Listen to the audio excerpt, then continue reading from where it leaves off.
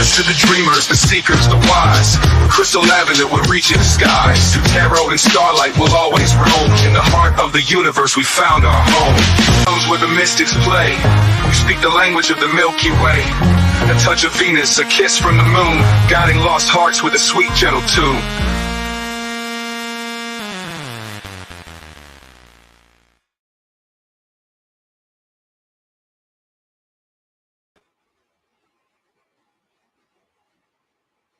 Hello, hello, welcome here, welcome back. Good morning, good night, good afternoon, whatever part of the world you're on and whatever time you are watching this video. Today we are going to do a free question Friday. I had so much fun doing that on my birthday that I decided to make this a regular part of my programmed schedule. So we are going to do free questions. And you can put your questions in the comments. Make sure that you put it in all capital letters so that way it's easy to find when we scroll back to find it. All right. And before we get started, we are going to talk about this. This is my book. It is called Say You Love, and it is a testimony of triumph over the darkness of childhood sexual trauma and addiction. Okay. And I wrote this whole entire thing using my phone. I did a text to talk. You know, I would write some stuff on a paper and then I would talk into my phone and then I would go back in and edit it. So I completed this entire process, publishing, getting the cover, doing all of that, all from my little tiny phone. All right. So it's amazing what you can do with those little computers in your pocket. And I share my story as a testimony of hope and strength for anybody that is out there suffering. Like, I'm pretty loud about my story and about my recovery because there's so many people that are sitting in silence. Okay. So I share my story for anybody out there that's sitting in the silence thinking that they're all alone. Like, hi, my name is Crystal and I am 3+ years into recovery. Like, I'm a recovered addict and I recover loudly, so those that are sitting in silence don't feel like they're all alone. So you're not all alone. You can overcome this. I believe in you. You are loved. So this book goes all the way from, you know, the things that happened to me in my childhood to running away from home when I was younger to living on the streets of Las Vegas, and then hopping illegal freight trains and hitchhiking across the country and like running a homeless shelter for punk rock kids. Like, I've done all kinds of things. Like, I've lived a million different lifetimes in this one life. And there's a lot of things that I'm not proud of. I made a lot of decisions that I am very, very much not proud of, but I am open and honest and vulnerable with anybody that inquires because I know what it's like to feel alone. All right. So we transmute pain into purpose around here. And that will be in all of the description boxes of my uploads. You can get it on Amazon, or you could get a free copy on my website, or you could get a signed copy if you email me. And all of that stuff will be in the description box. Okay. All right. Let's get this party started. I was listening to Goodman's mixes before I got on here and said hi to Mojo. Go say hi to Mojo Tarot. Go say hi to Goodman's Mixes.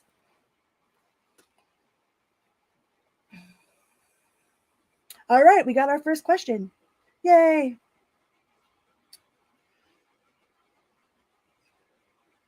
First time ever that you don't have wine. Well, congratulations. Congratulations. Oh, we've got Mary Jane first. All right, so we'll do this one first because that's the first question that's on there. And then we will do Rev. All right, you would like a general? General love, general, just general. Thank you guys so much for being here. You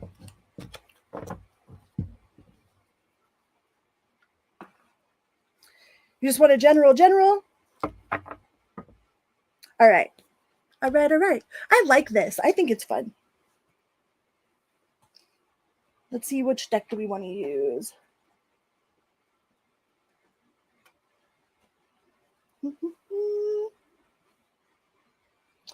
Where did my spirit ones go?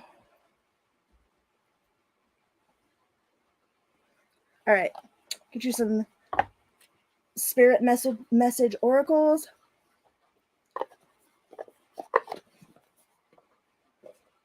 Absolutely. Hi, Nadine. Hi, Nettie. Rev, Julie Booley. All right, we'll start you off with the Spirit Message Oracle. See what that's got.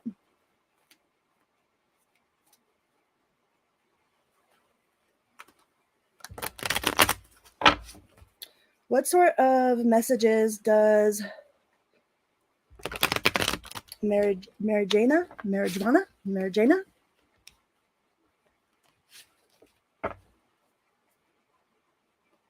Need to hear, please. It says, make sure you don't start seeing yourself through the eyes of those who don't value you. You need to know your worth, even when others don't. If you are not what people think of you, you are not what other people think of you, right? Like there's that meme that goes around that's got like, a Ferrari that's sitting in dust in the middle of a storage unit, and like one person wants to throw it into the trash or go and scrap it. Another person wants to, sell it to a collector, and then there's the person that actually values it. So your worth definitely does not depend on it's not about what others see of you. It's like where you are in the places of value, like your worth to your parents is probably a whole hell of a lot more than your worth to somebody on the street. But even somebody on the street, like your worth shouldn't matter compared to how you feel about yourself. And it says, if you find yourself stuck in a situation you are unhappy with, ask yourself why you are still there. Is it fear of the unknown? Leaving a toxic situation or people can be the best thing you could do for your soul and for your spirit. Be fierce. Right? Sometimes it's hard to let go of people that we love, especially if we love somebody, even though if we know that like they aren't giving us the love that we deserve. Like it's really hard because we really want them to value us. It's like I've done all of this for you, like I've bent over backwards. I've loved you forever, and like you just don't show me the same amount of support or love, and we try really hard to like make other people respect us or make other people like value us. But if we continuously try to push those values onto people, then we're just disrespecting ourselves, right? Like when we go out of our way to try to get somebody to love us or to make somebody love us, like we do things that we wouldn't normally do, because we want somebody to appreciate us or we want somebody to love us. And then we do all of these things and then they still don't love us the way that we deserve. And then it makes us super upset about it, and the reason that is because if we're not showing our self-respect, like if we're disrespecting ourselves, then the people that are around us aren't going to have the respect for us either. It's like if we continuously let somebody get away with disrespecting us and we don't say anything, then they think that our silence is consent. All right. So make sure that you're being vocal with things that are with people, places, situations, especially if they're disrespecting you or if you feel disrespected or undervalued, and you don't have to make a big scene. You could just like whoop, cut it out and then be gone. Like people that are doing you dirty usually know what it is that they're doing.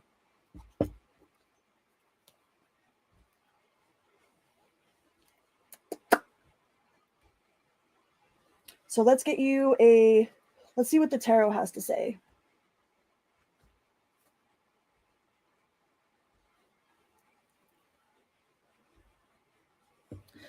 So there might be some issues that you have with, like trying to, with people that don't value you for who you are, don't value your time, like they kind of take you for granted. So the universe is definitely saying that you need to put up some boundaries as far as the people that are taking you for granted. Where did my deck go? Hold on. I'm looking for one of my decks. And put them in the box. Weird. All right, we'll just use this one. And it sucks. Like, I know that it sucks. It sucks when we love somebody so much and we just want that to be reciprocated, and no matter what we do, no matter how hard we try, no matter what sort of makeup we put on or how pretty we get or, how successful we end up being, it's like it's still never good enough, and that sucks. But not everybody is meant to stay in our lives forever. Some people are perennials, some people are annuals, some people are weeds, and some people are rocks. But you do have the Page of Wands and you have the Ace of Swords. So it looks like you're trying to make a decision. You have a big decision to make, or you're kind of being indecisive about which way to go or which direction to go in. You know, like you're kind of like in a analysis paralysis. Like you don't want to step forward because you don't want to make the wrong decision, but making no decision is actually going to make a decision for you. You know, you do have unfinished business. Like there is a sense of unfinished business, either with somebody from the past or just in life in general. Like there's something that you really want to complete that you haven't completed, or like there's like a certificate that you would really like to get. You know, but you do have something new coming in. It's like you're trying to decide between the new and the old, but you do have the King and Queen of Wands here. That is pretty much, that is a very much aligned counterpart, you know. And it looks like it was after a tower happened. There was some sort of major tower that happened that you didn't want to happen, or you're trying to extinguish the flames. Like you don't want to let it go, or they don't want to let it go. There was definitely a huge awakening here. Yeah, but this person, whoever it was that you dealt with in the past, is lying, deceitful, shady, or there was a lot of lies, manipulation, just shadiness in general. Like that's the most deceptive card that you can that comes out of the tarot, you know. Like they're a thief, and a liar is a thief. There are thieves that steal the truth, right? So I think you're really contemplating between this past person that already did you dirty, but it's like you felt like you invested so much time.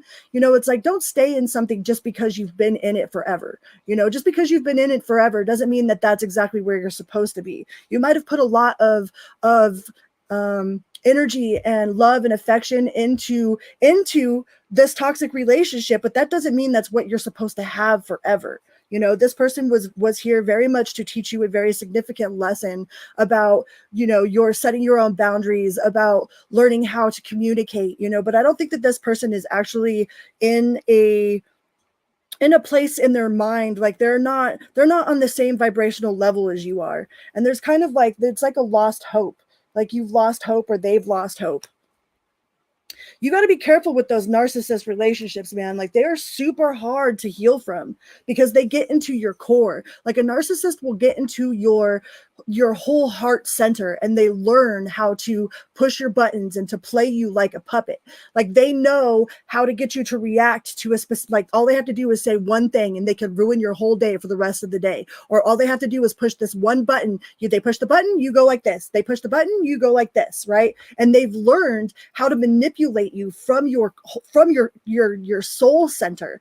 So the best way to stop that with the narcissist is to go completely cold. Like no contact. The buttons do not work anymore. All right, those buttons, you push the button, tries to get that same response out of you, and it doesn't work. So they're going to try to push from this other side and try to push from this other side. And the best way to overcome that sort of like that sort of dynamic, especially with the empath narcissist dynamic, is to learn how to not react. Give them no reaction whatsoever. None. It doesn't matter what they say. Doesn't matter what they say to you. It doesn't matter who they're talking with about you. Like let them say whatever they're going to do. Let them do whatever you're going to do, and just breathe and stay centered. Okay. Because otherwise, like, they have control over you on a soul level. Like they've gotten into your soul mechanics, and they know how to manipulate you like a puppet. That's one of the things that they do.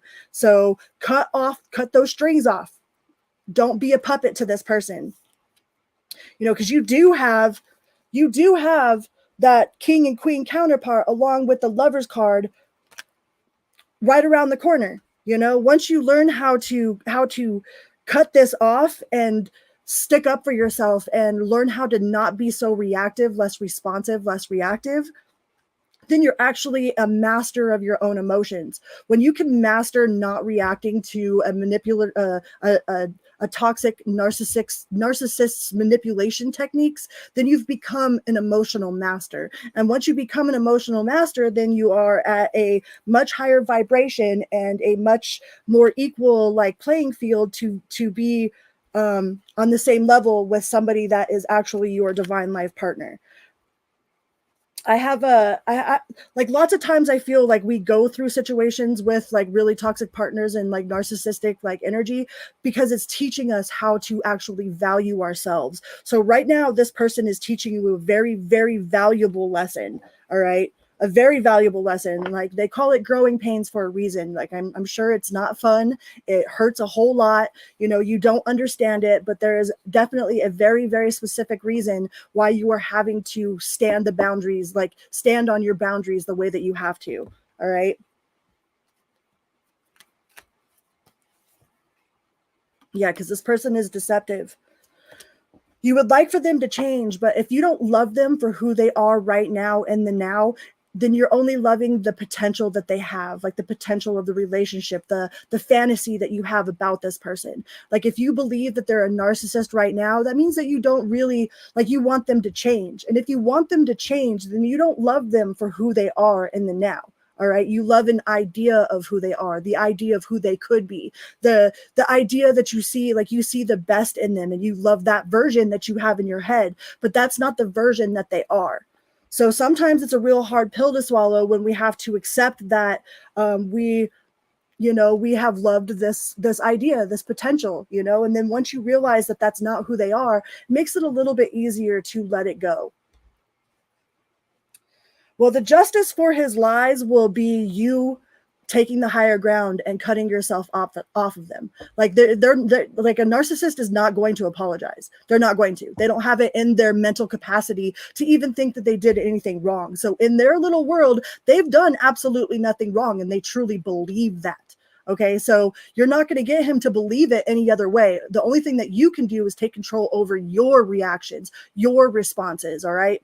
And their disrespect is enough closure. That's all the closure that you need. The fact that they lie so much is the only closure that you need. You just need to focus yourself and give this person no more of your time and your energy, and that's your win-win right there. Because if you keep playing catch with this person, it's just going to go back and forth and back and forth and back and forth, and you're agreeing to exchange that vibration with that person by arguing with them, by begging them, by pleading with them, by trying to get them to act the way that you want them to act. You're agreeing to energetically exchange that type of energy with that person. So once you stop agreeing to exchanging that energy and you cut them off completely, that's your win right there. That's the win that you need right there. All right. So I hope that helped.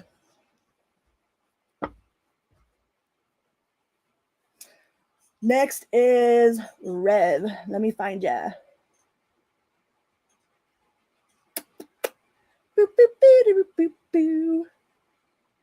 And I speak from personal experience. Okay, like I've actually had to do this before. I've dealt with those type of energies. Like I'm not just saying that it's easy and that it took me a long time, like a long time, and it hurt super bad, and I didn't understand any of it at the time. And I wanted them to love me so much, and I did so much and went out of my way, and yeah, no, it doesn't work like that. I had to learn. All right, Rev. Will my daughter get over their anger?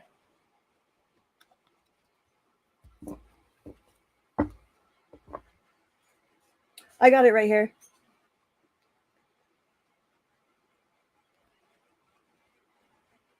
Julie, I'm going to make you a moderator. How do I make you a moderator? Oops, wrong one.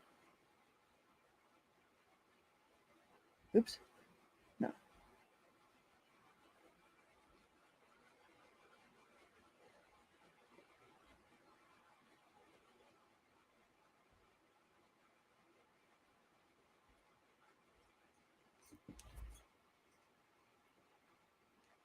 Okay, hold on real quick. No, I'll have to do that later, I guess. How do I do this? Ha.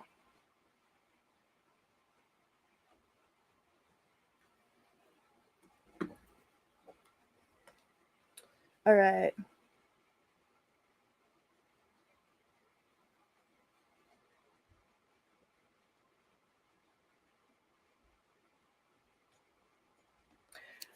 Okay, Rev says, my question is, will my daughter get over their anger? I stopped alcohol after recent surgery. First time ever that I don't have wine. Well, congratulations on your journey to sobriety. Okay. Is your daughter angry with you over addiction issues? Does this have something to do with addiction? Like, is she angry with you about um about drinking, or is she just angry in general?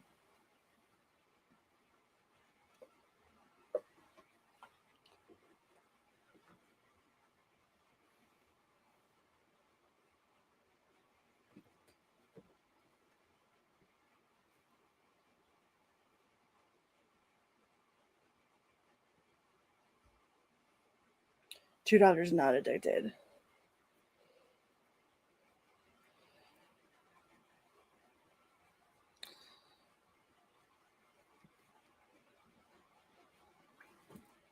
Let me find my other deck. Where are you, tarot deck?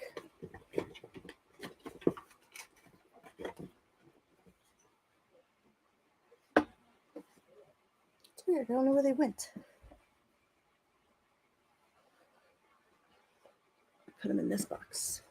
Put them in the wrong box.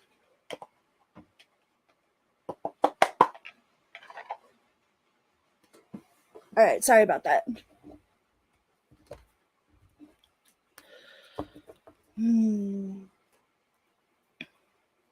Anger is usually something that has to do with like sadness. It's like usually it's a cover up for sadness or for grief, or for feeling like misrepresented or misunderstood, especially if they're like in their young, like late teens, early 20s.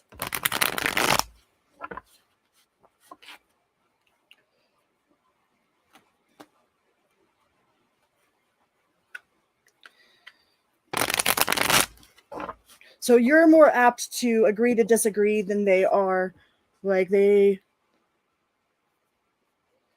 have to go through their own spiritual journey. I mean, everybody has to find their own path. You know, like I look at all religions, like they're all trees that are leading in the same direction. It's like all the branches of the tree are all reaching out towards God. It's like I figured out that I'm an omnist, which is like I believe that there's no one religion that is the truth, but all the truth can be found in them all. Let's find out. Will Rev's daughters get over their anger issues?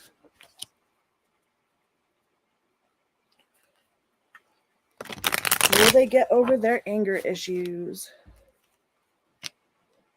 You got the Ace of Cups. So there is love, there's passion, there's creativity, you know, some new feelings. And you've got the King of Cups. So that's like emotionally balanced, compassion, diplomatic. You know, there might be a little bit of somebody that's like in their ear. You know, there might be an outside source that's telling them things that aren't necessarily true. They might have heard some things or believe some sort of something that's not necessarily the truth. You know, they might have like mixed memories. Hi, Dan. You know, and it might take some sort of extreme, like something sudden and abrupt, you know, or it just might be an awakening moment where like they just realize, you know, like they just realize that it's not what they thought it was, or that life isn't the way that they thought it was.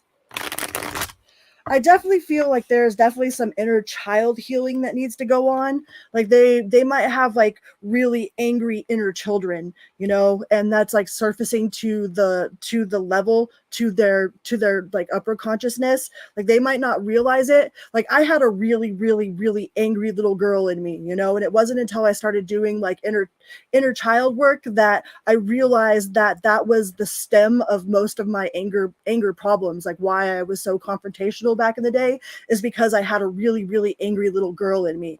And that they might think that they have been that there's been some sort of injustice to them, like they were robbed of something, or they just have like a hard time dealing with whatever. Like I don't know if there's a third party, if there's somebody in their ear telling them lies, like if they were raised like outside of the household, you know, then there was probably a person outside of them, or like if they went and stayed somewhere, there was a person that was filling their head full of like lies, you know, and they're not sure, they haven't come to their own conclusion yet on what the truth is. All right. They do feel like they are excluded.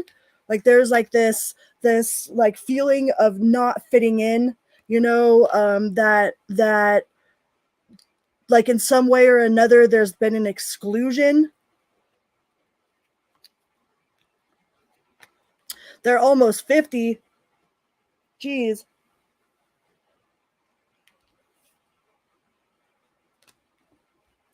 Yeah, I know some 50-year-olds that haven't done any of the inner healing. But we can't really blame those people because they didn't have the resources that we have now. It's like they didn't have the information that we have now. Like there was a lot that, you know, was hush hush to talk about. Like if there were family secrets, or if there was some sort of, you know, like you know, childhood abuse or anything like that. It's like the children that grew up in those eras didn't really get a chance to speak about it. It was like it was shoved under the rug or hushed under the rug, you know. But I think it's going to take something like drastic, something completely unexpected and out of nowhere, in order for them to see that there is nothing but love there, that you have been nothing but loving and supportive with the King of Cups and the Ace of Cups, you know.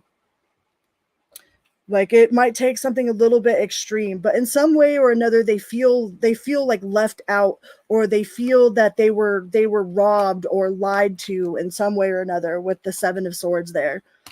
But there's going to have to be some major tower moment, something completely unexpected and out of the blue that happens, that like through that chaos they'll find the comfort and receiving and being more generous, you know, generosity, charity, sharing. But that comes after like some sort of major tower. But you do have collaboration and teamwork, learning, implementation, building something, you know. So I think they will come around, but it might take some serious amounts of chaos. You got the Two of Cups here too.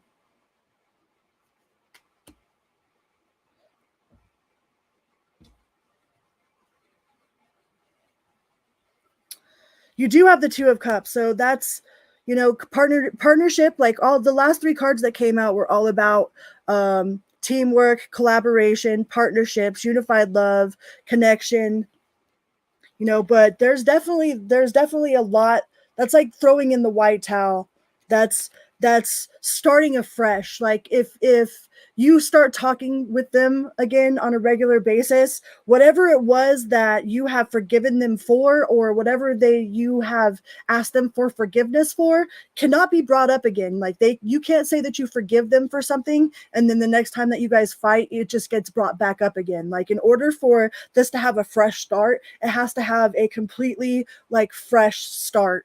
But I think it's going to take some sort of significant, like there's definitely some sort of tower moment that's going to happen. And through that chaos, it will bring you guys closer together.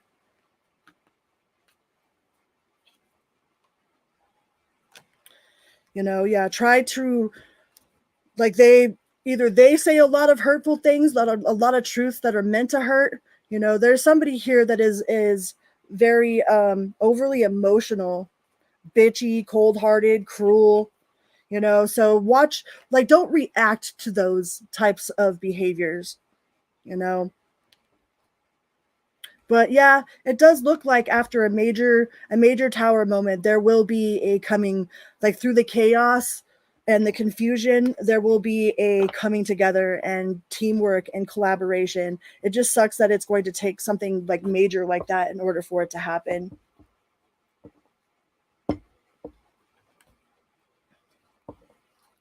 I hope that helps.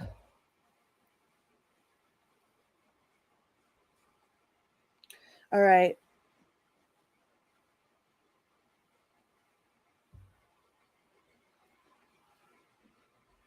Who's next? Nettie is next.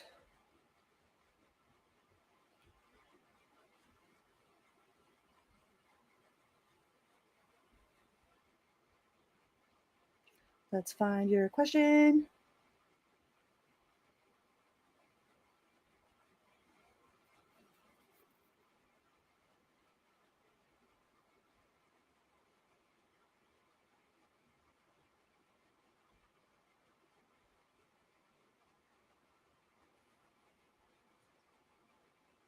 A general reading? All right.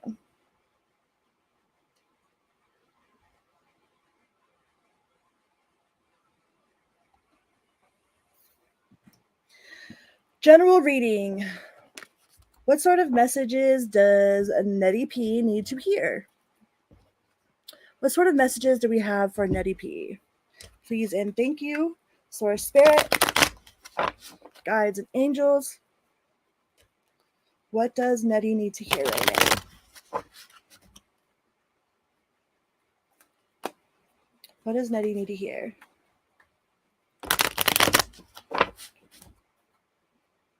Thank you guys so much for being here.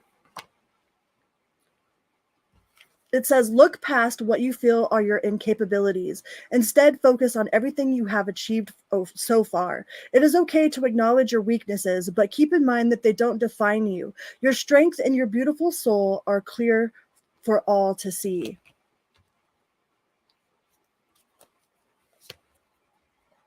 And it says, make sure you don't start seeing yourself through the eyes of those who don't value you. You need to know your worth, even when others don't. You are not what people think of you. We just got that card too. So look past what you feel are your incapabilities, right? I don't know if you are struggling to see like how much you've actually achieved and you're focusing a lot on what you don't have instead of what you do have. You know, like a lot of times, like a lot of us are like, we get down on ourselves because we're not living some extraordinary life. But in actuality, like the ordinary is actually really freaking extraordinary. So, you know, like you might be comparing yourself to like your siblings, or you have siblings that are comparing you to them, you know, and it kind of makes you get in your head like, well, maybe I didn't do that, maybe I didn't get, you know, I'm not where you are. But like if you look where you are in this life right now, you'll see that you have a lot to actually be grateful for. You know, like, and the more that we're grateful for the little things, the more the universe will bring us more things to be grateful for. And the more that we focus on things that are like bothering us, like it's okay to, you know, think about the worst case possible scenarios, but don't overly constantly continuously think about the worst possible case scenario, because out of all of the possible possibilities, us as humans, we have a tendency to pick the worst case possible scenario out of all of the infinite possibilities, and we stick that one in our pocket, and we're like, okay, we're going to keep that one closest to our heart. And we think that we're protecting ourselves by doing that, but in reality, we're limiting our vibration. Like we're lowering our vibration by constantly keeping that worst case scenario like close to our heart, you know. So there might be a little bit of you got the Sun card in the reverse, so that's inner child, feeling down, negativity, depression, sadness, carelessness. You know, are you like in one of those lulls? I don't know if you're in one of those knolls right now, but you're definitely being asked to have courage, you know, and test of faith, resilience, boundaries, gearing up for like it's again, it says the worst case pessimism, weary. All right, like the one thing about worrying is, okay, so do this self check, like check with yourself, like when you're super worried about something, go through a list and be like, okay, do I have a valid reason to be worried, right?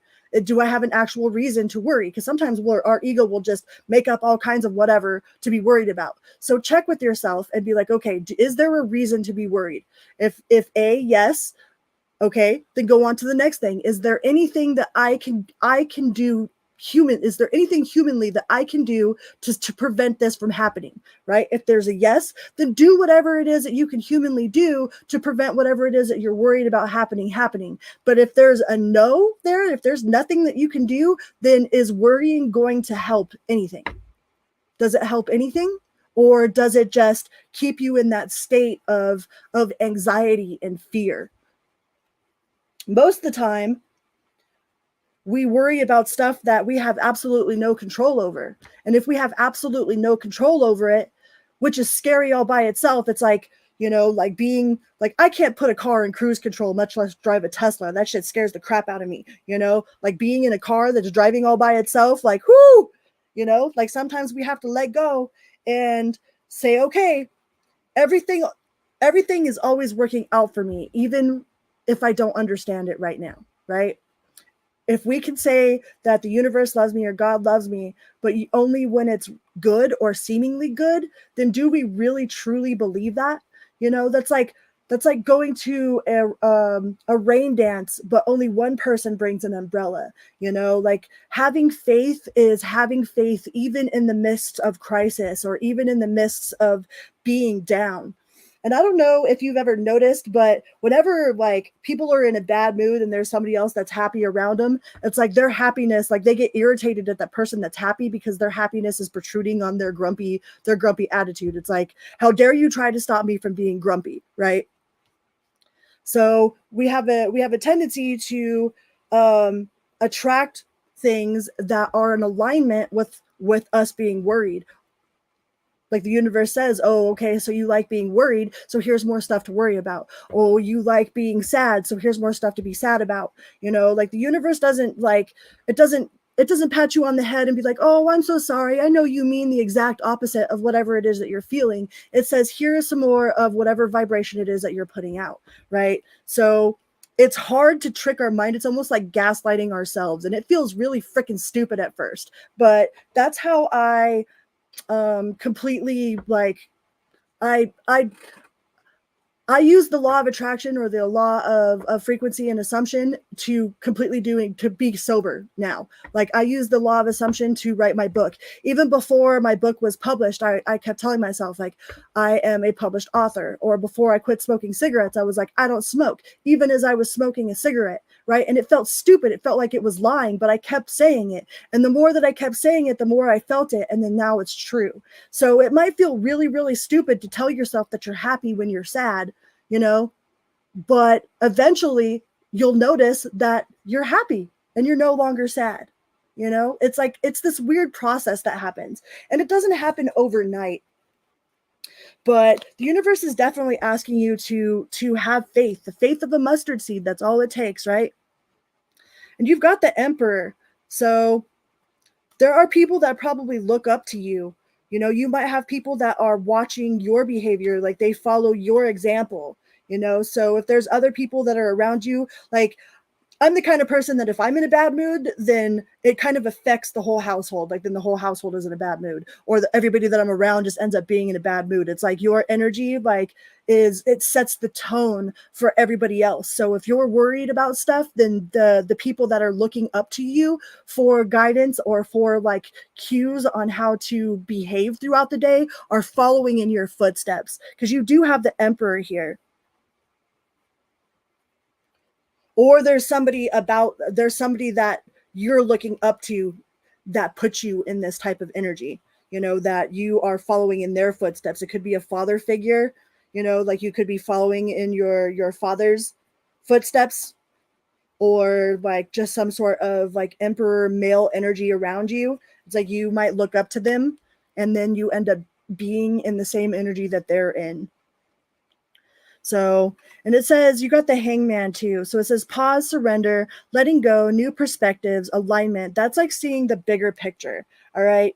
A lot of times, like we have a puzzle piece that is ugly and deformed and looks like it fits nowhere, right? But in the bigger picture, it's like I can only see the room that I'm in right now, right? But above me is the whole house, and above that is the whole city, and above that is the whole world, and then above that is the whole universe. So we can only see this tiny perspective that's in front of us, the one that we're in right now. But if you have faith that there is a bigger picture, then you'll know that that ugly puzzle piece that you don't want around, it wouldn't be a complete puzzle without it. It's like, have you ever put together a puzzle and it's missing one piece? It's like, it doesn't matter how ugly that piece is, it still fits in that puzzle in the bigger picture. So make sure that you are holding that faith, that everything will be okay. Everything and then some. Like I have everything and then some is always provided me. Everything and then some that I need is always provided for me.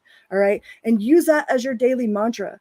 Like you might not have exactly what you want, but everything you need and then some will always be provided for you. And then boom, that's the way to permanent happiness, is that inner knowing. Like that doesn't come from any outside source. That comes from within us, like as within, so without, right?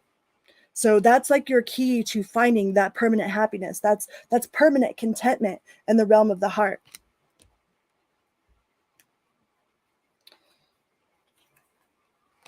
Yeah.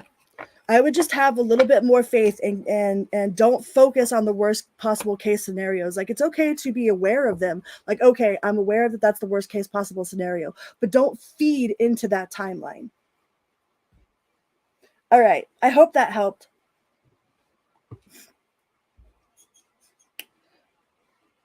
s.y.l.99 is next. All right. Boop, boop, boo. Hi, Aries, man. Steva. Hi, Nettie P. Hi, Whackcrafter. I don't know if I said hi to everybody. Hi, Dan. Hi, Nadine.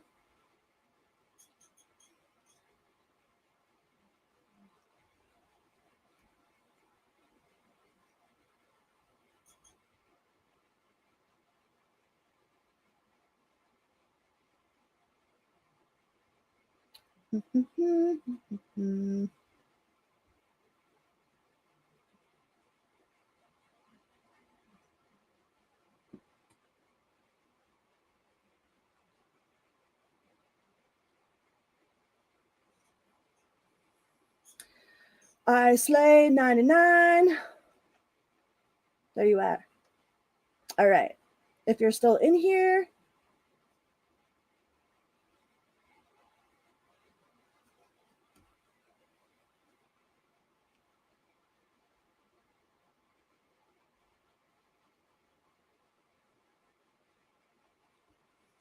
waking up at 3 a.m. every morning is definitely definitely has spiritual significance.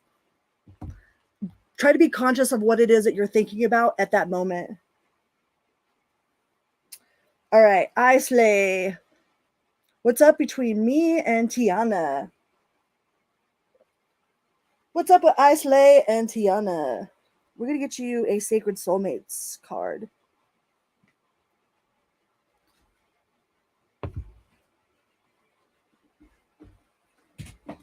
Oops. Slay and Tiana. What do we got here? What's this? What's up with this connection? What's going on with Slay and Tiana?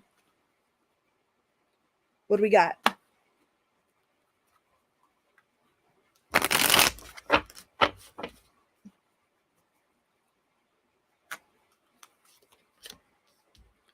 Ooh, it says no, nope, no, not now. And then it says divine counterpart, high level soulmate, or twin flame. So this person is running. Okay. They are a runner.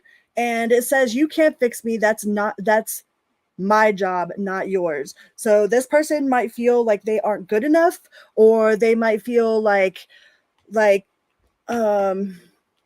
that you could do better, or there's definitely some sort of trauma that they haven't completely like overcome, and they might feel super strongly about this connection. So they're like, no, like, nope, not now. I don't know. But at the same time, they're like, I can't quit thinking about you. Divine counterpart, high level soulmate. But they're like under construction. It's like this person they might feel that right now is inconvenient, or like they have told love to fuck off, you know and they're wondering if you're a test. They're like, is this just a test? Is this too good to be true? you know they have some unfinished business that they haven't completely like cleared out, but they definitely think about you. Like, you're the first thing that I think about in the morning and the last thing I think about at night, all day long. So they're wondering if this is too good to be true, but it scares the shit out of them. It scares them. They're not sure if they're done being a player. They're not sure if they are done, like, it says temptation and choices. They're not sure if they're ready to just like be monogamous. But at the same time, like, they feel a very, very strong connection with you, but they have a lot of responsibilities. They definitely feel that it's kind of it's scary to them, and they have a fear of being rejected. It's like, because they feel so strongly about you or about this connection, it's like it makes them want to run. Like, people run faster when they're scared, right? They could have just ended a commitment, or just got out of a relationship with somebody, and they haven't quite gotten over that. They do still have some unfinished business. And there's something about you that makes them look at themselves. It's like they know that they are going to have to step up their game and like be a divine counterpart. Like, if they want to be a divine counterpart, like, they know that they have to be that person, and they're kind of scared of stepping up to that plate. Like, they're not sure if they can handle that amount of responsibility or that amount of commitment. Like, this person kind of feels like a commitment phobe, or like they'd be more apt to be in a polyamorous relationship, or like, you know but you guys are at a standoff. It's like your move, checkmate. They could be playing hard to get too. Like, they don't want to come off as desperate, but at the same time, like, this person is scared shitless of this. They want it, but at the same time, it's like, yes, yes, yes, no, no, no, yes, yes, yes, no, no, no. Like, definitely runs faster scared. This person runs faster scared.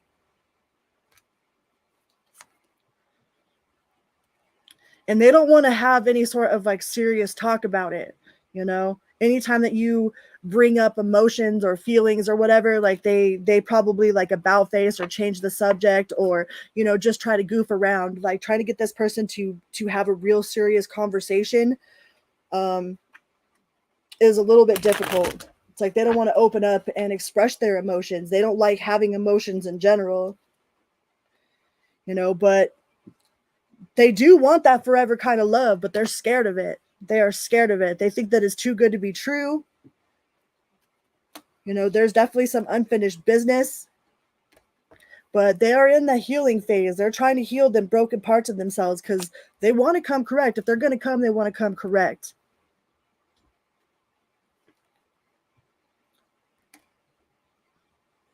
So spirit speaks to me too. So this person is very divinely guided as well. And they know that there's a deep connection here. They know that there's like a soul contract between you guys. But there's definitely some unfinished business that they got to clear up from the past first. And they got to stop running, because this person's running. Like, they run faster scared for sure. They've probably had a lot of betrayal in their life. Like, they don't want to lose half of everything. And they might just surprise you. It's a surprise union. So they might pop up out of nowhere and be like, okay, I'm ready to do this, Or maybe they have done that before, but then they've ran, and then they've come back, and then they ran. But they definitely feel like you guys have chemistry together. There's a lot of chemistry there.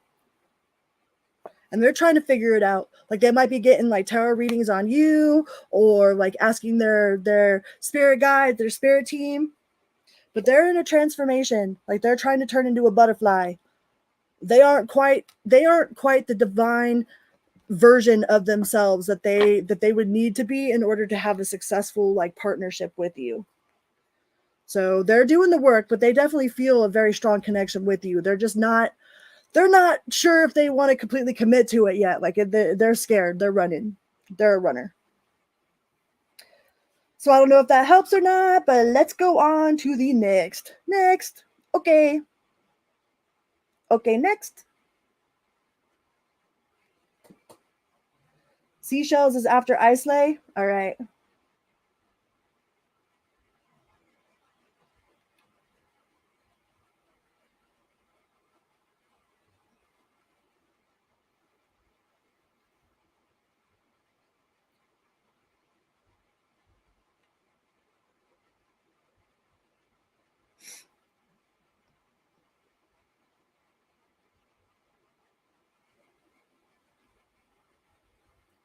Seashells. What is your question? Is your question about waking up at 3 o'clock in the morning?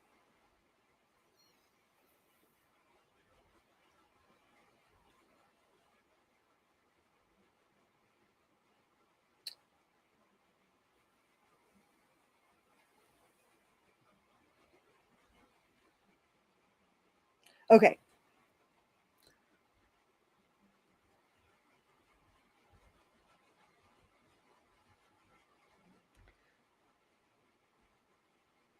Oops.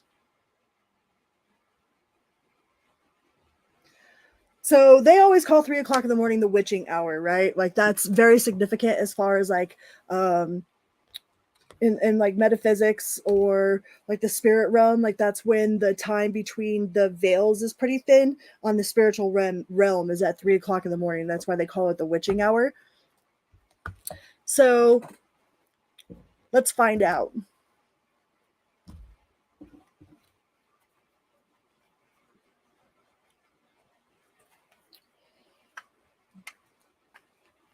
Why is seashells waking up at 3 o'clock in the morning?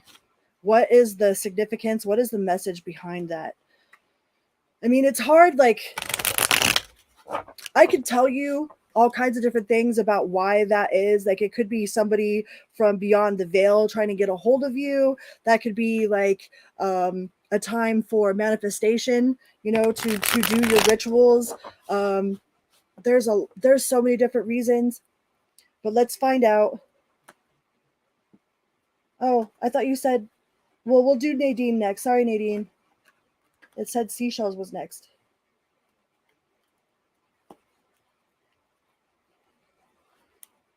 So we'll see what the tarot has to say about it. Like I could give my opinion all day long, you know, but we'll see what the tarot has to say.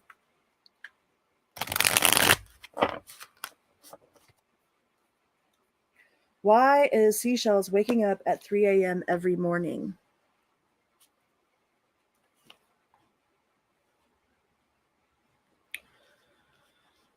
Are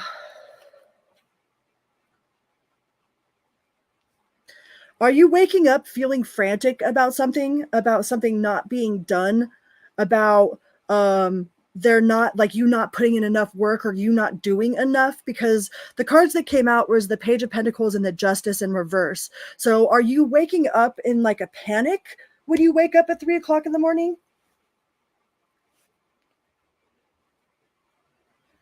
Because there's the cards that came out were the Page of Pentacles in reverse and the Justice in the reverse. So that's something about unfairness, a lack of accountability, guilt, about somebody being dishonest or like punishing yourself, you know, the procrastination, worried about failure.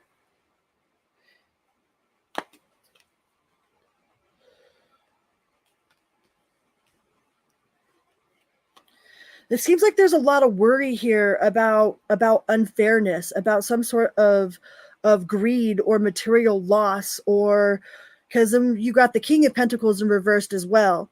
but you've got the Queen of Cups in the upright, which is compassion. You know, like is there somebody that you're worried about?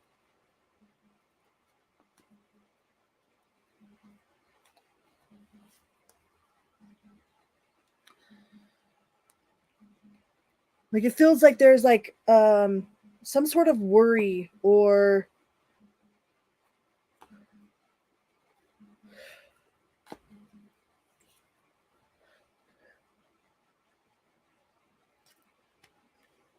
I would definitely use that time to be creative, right? It says that there's a creative block. There might be like almost like you're staring at a blank canvas, not sure what to put on it because you're scared that you might mess the canvas up. But then there's gesso, so you could just cover over it anyways. Like there's something about being a perfectionist, something about making sure that everything is perfect, something about feeling like you haven't done enough, or that you haven't put in enough, or you haven't saved enough, or you haven't done this enough. Like there's definitely some sort of feeling of of like you don't know how to plan, or you don't know what's coming, or like there's like this feeling of like not doing enough, you know, not putting in enough, not saving enough, not being prepared enough, not having enough like water saved up like for hurricanes, or you know, like there's all of these different like worst case, like I not necessarily worst case scenarios, but it's like, you know, well, like you're thinking about like electricity, you know, well, why does that switch not work? Is my house going to burn down? There's like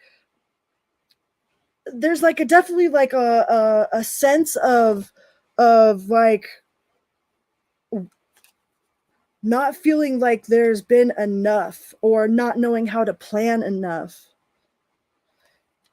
But it's saying to use that time to be emotionally expressive, to be creative, you know, to spend that time with yourself, because that's like one of the times that is like the easiest to talk with the universe, because most of the brains are asleep, right? Most of the machines are sleeping, most of the cars are at home. Like that's the time where like it's easier to connect to spirit, to connect with God, because there's not so much like outside influence, right? So I would definitely take that time to be more present in the moment, instead of worrying so much about what hasn't been done or what needs to be done. Like there's definitely a sense of being creative, something about being creative in that moment. But it feels like there's a lot of worry here, of not sure how to plan. Like there's something that you like, you feel like something's coming, you know, that you're not sure how to plan for it, or you're not sure how to prepare for it. You know, you don't know if you have enough of whatever it is that you're worried about. It's like, do I have enough in case this happens? Or but it's definitely saying to take some time for solitude, for creativity, to meditate. Like I wouldn't walk around the house like checking for things or worrying about stuff at that time, because that is the witching hour. I would spend as much time as you can like meditating, quieting your mind, maybe listening to some binary tones, you know, like working on your frequency, right? Because it's obvious the universe is trying to get your attention if it's at 3 o'clock in the morning all the time.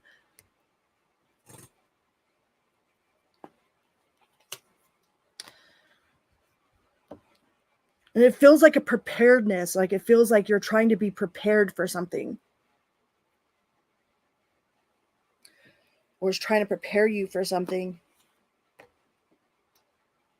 Yeah, action, action, creation, manifestation, power, self-confidence, clarity, willpower. So I would definitely use that time to be more meditative, to connect to your higher self, to your spirit guides as much as possible, rather than worrying about any like human mundane type projects that you have to do. I would spend that time like listening to binary tones, or getting in touch with your higher self, and not so much being in preparation for something. It's like it just feels like you are ready. like you're constantly like being prepared to be prepared, which I know like Abraham Hicks talks about that, like being ready to be ready to be ready to be ready, but not on a level of catastrophe, more on the level of like the path of least resistance, you know. But it definitely feels like you're preparing for something. You're just not sure what you're preparing for. But it looks like you've got financial security. You know, you've got good stability with your family, with your friends, long-term success, you know. And you've got sudden happiness and awareness, acceptance.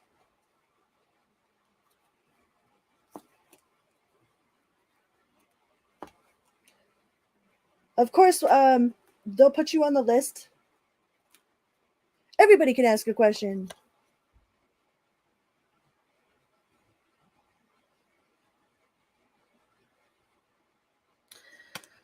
Yeah, I would spend that time being creative and getting in touch with source, you know, because that's definitely the witching hour. That's when all the brains are sleeping, like the frequencies are more quiet.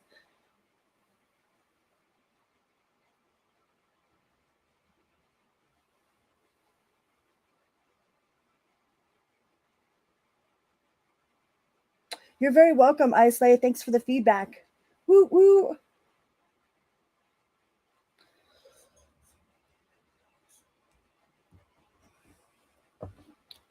So I don't know if that helped. Let me get one from the spiritual oracles. It says, perhaps you are reminded all too often just how quickly the phases in your life can shift, one change after the other. You are learning to adapt and grow. Be kind and be gentle with yourself. It says, make it your mission to accept all parts of you, the good and what you perceive to be your imperfections. We're all perfectly imperfect, right? Nobody's perfect, but we're perfectly imperfect. Don't look for any outside validation. It's already within you. Once you realize your true beauty and potential, you will never doubt yourself ever again.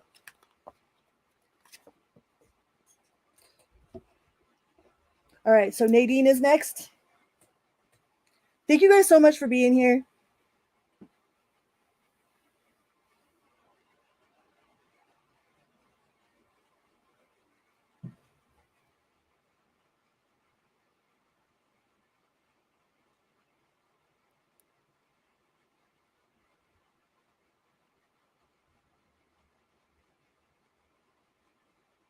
All right.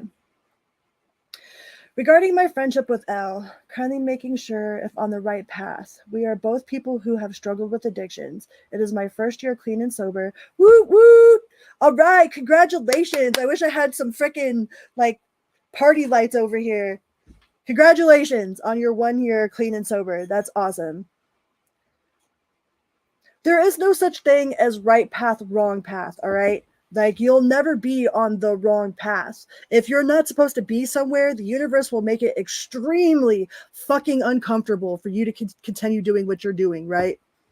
There are lessons, there are different paths, like there's, you know, like we're the author of our choose our own adventure book. So it's all a matter of which adventure that you would like to be on.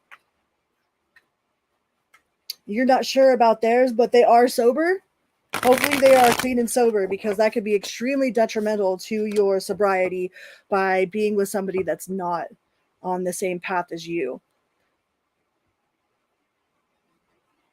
I've made bad choices in my past too. Like I am a walking testimony of how bad choices have led me to this perfect moment right now. Like I wouldn't be where I'm at right now had I not experienced all the things that I've experienced in my past, right? Had I not made all the dumb decisions that I had made.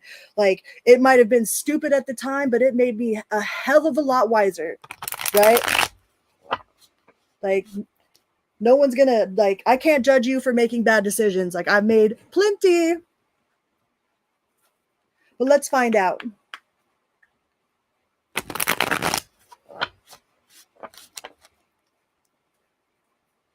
Friendship with L.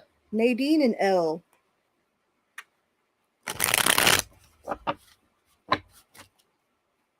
What is the dynamic between Nadine and L?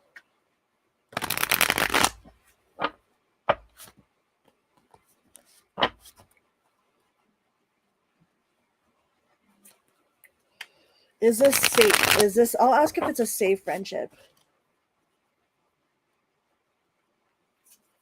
Is this a safe friendship between Nadine and Elle? Is this a safe friendship?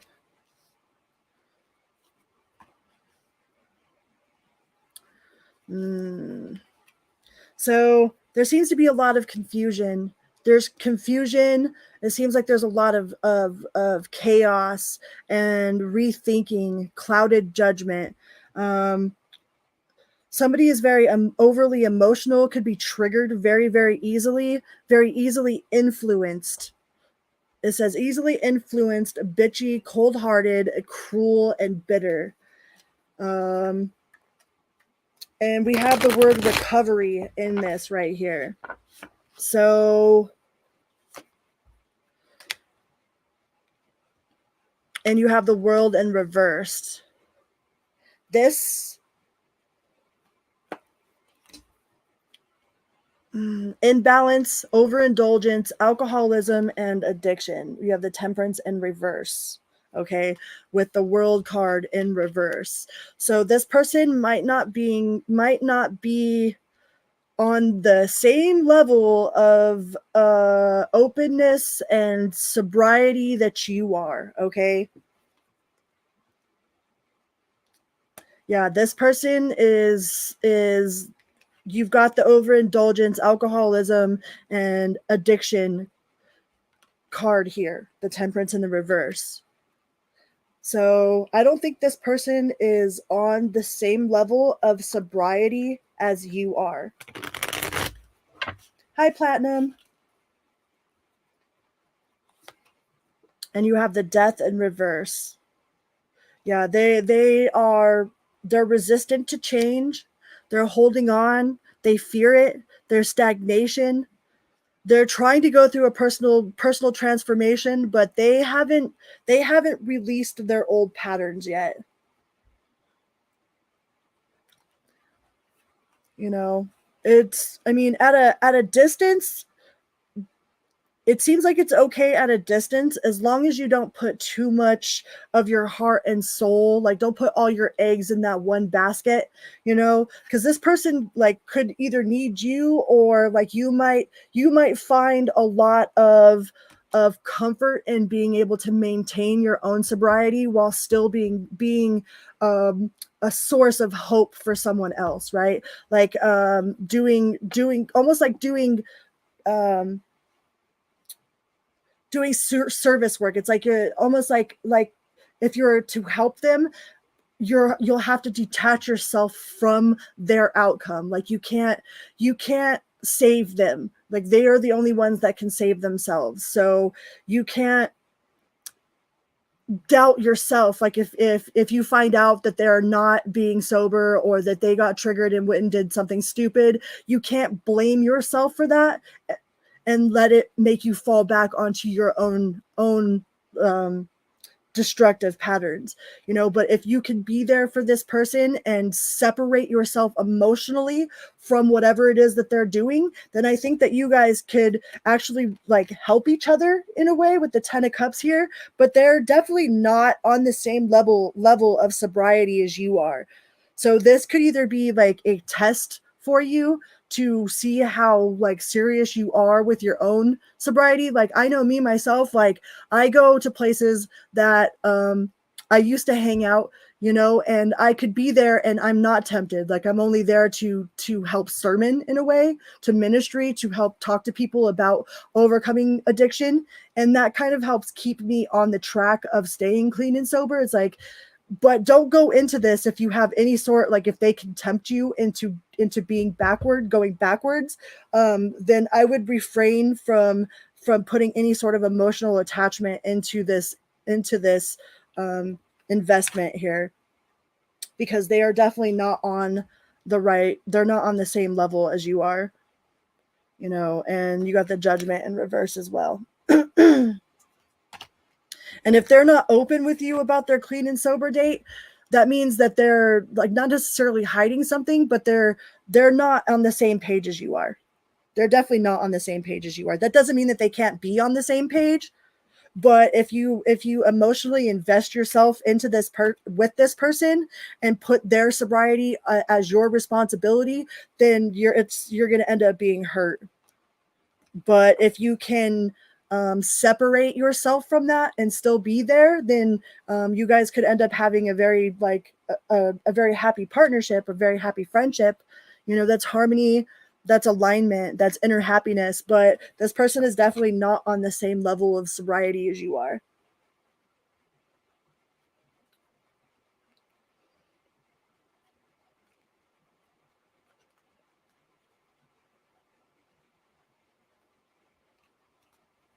Yeah. Yeah, if you at all feel like there's in any way, shape, or form that it could be it's not safe for you, then always listen to that inside, okay? Always. It doesn't matter who they are, because you're not going to be able to save nobody else. And if you can only save yourself, and you have every right to put yourself as a priority, to put your safety as a priority. So if you being in a friendship or a relationship or whatever with this person could jeopardize your own safety, then definitely do not put yourself in those situations, okay? Do not do that.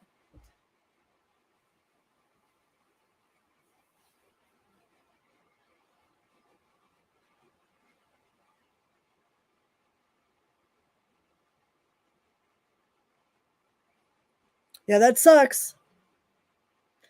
I mean, it's a good thing that they're, at a distance, which makes it a little bit easier to not be completely like um, putting all of that eggs in that basket.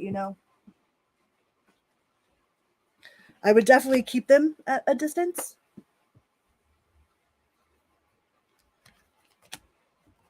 because it doesn't feel like it's safe.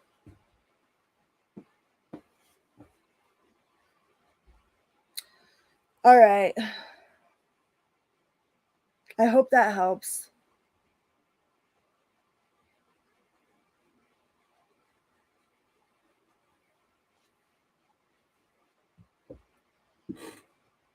No, physical distance is cool, because then like you know what I mean? Like if it starts feeling like it's not safe, then it's not like, like, oh well, they've already moved in and now what do I do?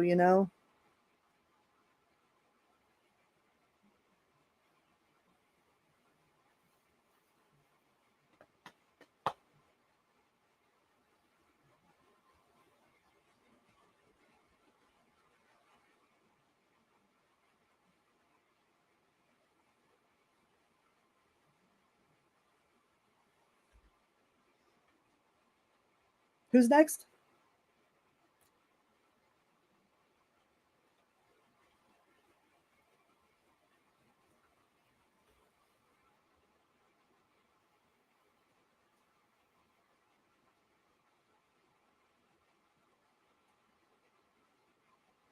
Okay.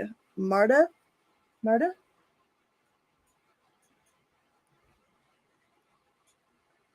Okay. All right. Marta.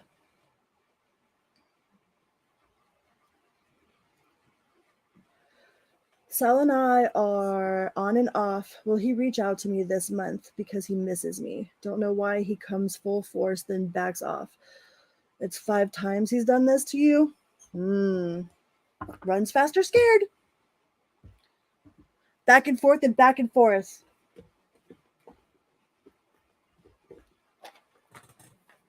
Thank you so much, Nadine. Because he misses you.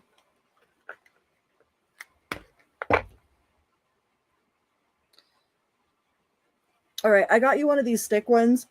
It says, no, a time of quiet and peaceful change. Some events and people will fade into the background, making room for more progress and exciting circumstances. Changes generally knock at your door, inviting luck to enter your ever-changing life. It says 3 to 4 months is a favorable time for molding the circumstances as you want them. Your natural sense of self and devotion involuntarily attract luck and universal recognition. You're wise enough to know that the harder you work, the luckier you get. So that's what the yes or no said. Let's see what we can get from the tarot.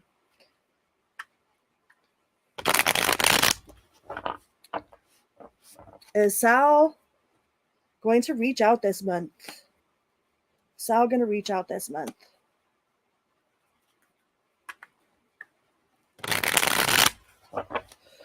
Well, you should definitely not be putting your life on hold for somebody that's off and on and off and on and off and on.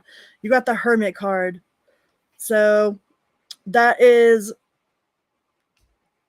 like somebody looking for inner guidance. Like there's definitely like a challenge, like they feel challenged, or they feel like there's competition. And they're also very guarded. They're very protective of whatever they've got going on. It's like this person is very secretive with whatever they have going on in their life. Yeah, this person is very guarded. You got 2 guarded cards coming out right now. The Hermit and 2 guarded cards. So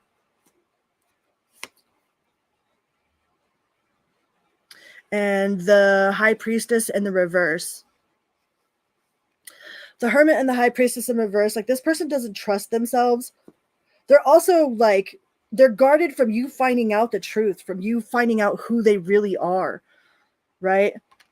With the King of Swords, like they're not speaking the whole truth and nothing but the truth. Like there's a part of them that you don't even know. There's a part of this person that I don't know if anybody knows. Like they keep themselves very under lock and key. Like they don't want anybody to get too close to them. And I don't know if that is because of insecurity or because they're hiding something. But this person is very, very secretive. There might be third parties in the mix here.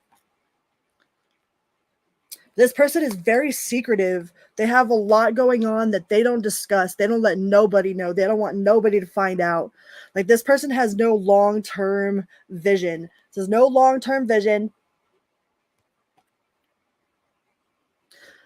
Limited success or reward, work without results, and distraction. So this person is definitely like they're breadcrumbing you. This person is breadcrumbing you. They come in and they tell you what you want to hear, you know, just enough. They give you just enough to hold on to absolutely nothing. Okay. This person is keeping you at bay, like in their pocket, so they can pull out and have a little snack whenever they want to, whenever it's convenient for them. Okay. But they have no actual real plans of being 100% committed or 100% truthful. Like this person is feeding you and keeping you on a string to hold on for absolutely nothing.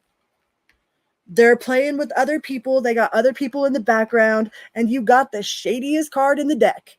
Okay. This person is trying to get you to hold on, hold out, just have faith. But for what?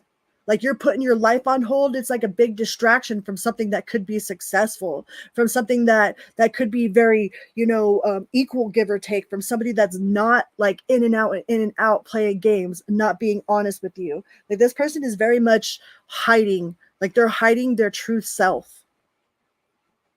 And they have no plans for the future. It's like they are just breadcrumbing you. They're giving you just enough to where you stay interested without having to fully commit, so that they could pop in and out and do whatever the hell it is that they want without having to answer to you. Okay. Because this person doesn't want to have to answer to anybody.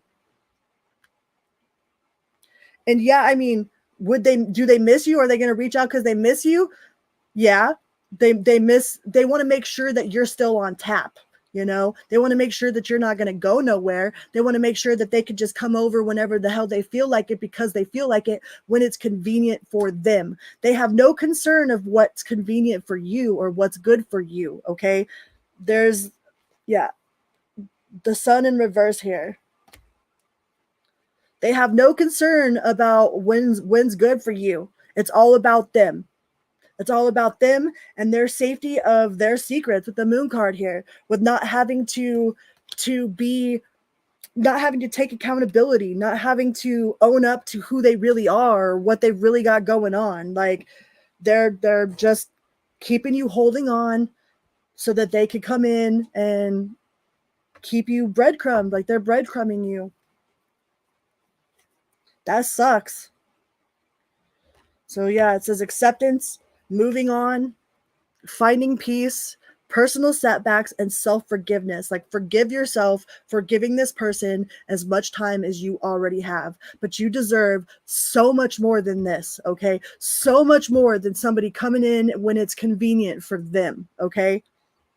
You deserve so much more. You deserve public recognition. Somebody, like, if they're not claiming you like a crackhead claims a $5 bill on the ground, then fuck that, okay? Because if it's not a hell yeah, then it's a hell fucking no.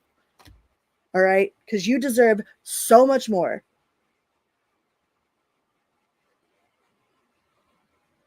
You deserve public recognition. You deserve somebody that is as proud to have you on their side. That somebody that looks at you with admiration and cherishes the fact that they have you. Not somebody that's like going to show up when it's convenient for them.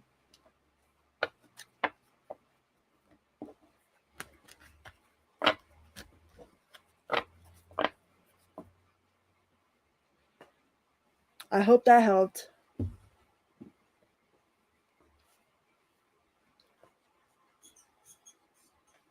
And because you've already let him do this 5 times, you know what I mean? Like, he's going to think that it's okay to just continue doing this.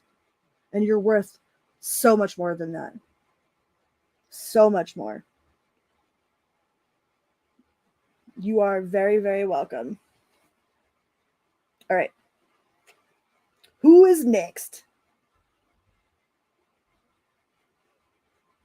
Hi, Robin. Hi, Planum. Woot woot. Yeah, please don't forget to hit that little like button on your way in or on your way out. It is a little click for you, but a big bada boom for me. Big bada boom, chicken good, multipass.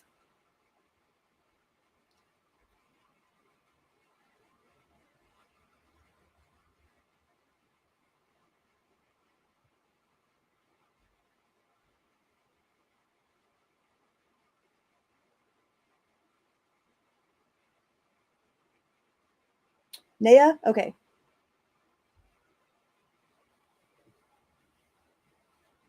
All right. Hello, hello.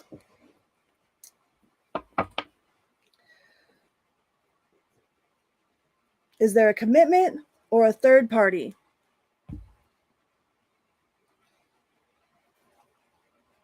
Is there commitment or is there a third party? I mean, the fact that you don't know at all right now is a pretty big red flag. Like, I don't know if that's because you have insecurities or because you just don't trust this connection with this person, but if you feel confused about it, then there's probably something wrong. There's either something wrong that you haven't completed, you haven't healed from some sort of past traumas, or that there's just something not right in that connection. Because if you're with somebody and you're with the one person that like you are destined and like supposed to be with, there shouldn't be like any confusion. You should know that this person ain't playing games with you, No, you've got the third party in reverse. So this person,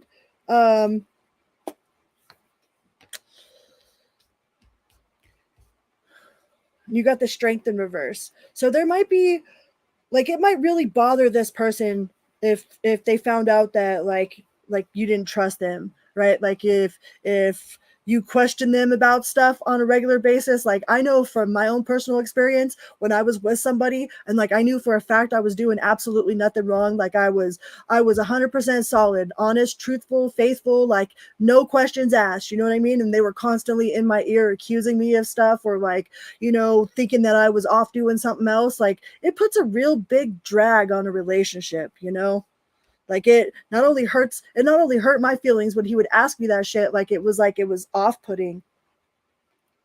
Yeah, so you have trust issues, which is understandable because we're human and we don't want to get hurt. Okay, like I understand that. Like, I'm not judging you, all right? But but a lack of trust absolutely will destroy a relationship. It doesn't matter. Like, it doesn't matter, because even if he's doing absolutely nothing wrong whatsoever, like that feeling Okay, so let me ask you something. Does it come from here? Does that feeling that you can't trust him come from here, or is it from here? Because if it's from here, if it has like a feeling attached to it where you're like, this motherfucker is doing something, and you feel it from here and it like makes you sick to your stomach, then that's probably something really fucking valid. But if it's just up in here and it's just nonstop up in your head questioning things, that's your ego trying to protect you from being hurt. That's that monkey chatter. Those are the furies. That's like that's not your gut. All right. If your gut is telling you that something's off, then absolutely 100% trust it, no matter what, no matter if you have proof or not, like trust it. But if it's just up here, if it's just your mind playing tricks on you, tell your mind to shut the fuck up. Right. Like I've had to tell myself to shut up, like, shut up, mind. Like, no, like you're being irrational, you're overthinking, and that's going to cause problems. Like that will ultimately cause problems, right? Not to say that you're a bad person. I'm not saying you're a bad person, but no, this person doesn't have any, there's no, none of the shady cards are coming out. Like you ain't got the Seven of Swords. There's no devil. I think it's your mind playing tricks on you just because you don't want to be hurt,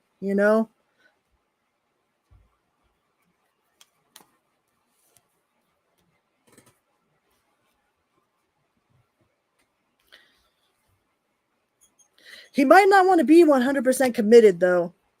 Like there might not be a third party right now, but he might have a little bit of fear of commitment. Like he might have gone through some sort of divorce or something too. But there's none of the shady cards are out.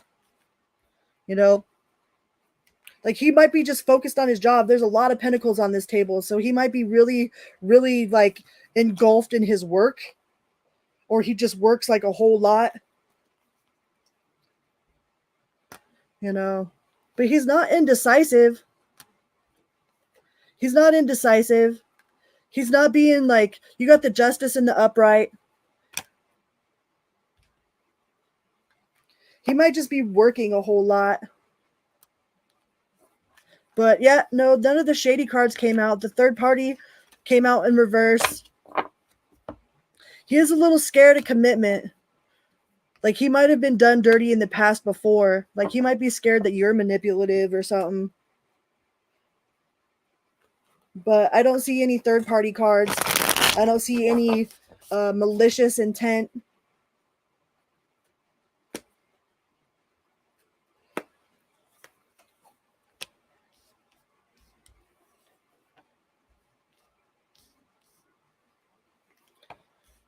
Yeah, he's just kind of slow and steady. You got the Knight of Pentacles, you got the Two of Wands. Like he's just kind of kicked back. Like he might not be completely like, especially if you're dealing with a man, like an older man. Like they were bred and raised to not express emotions. It's like, what are you, a girl? Don't cry. What are you, a girl? Don't feel. It's like men weren't taught how to be men. They were taught how to not be women. So there might have been a lot of social pressure on him when he was growing up. So he has a hard time opening up. Like he might feel that being expressive or emotional is like a sign of vulnerability, and like he really wants to play the part of like being the man, okay?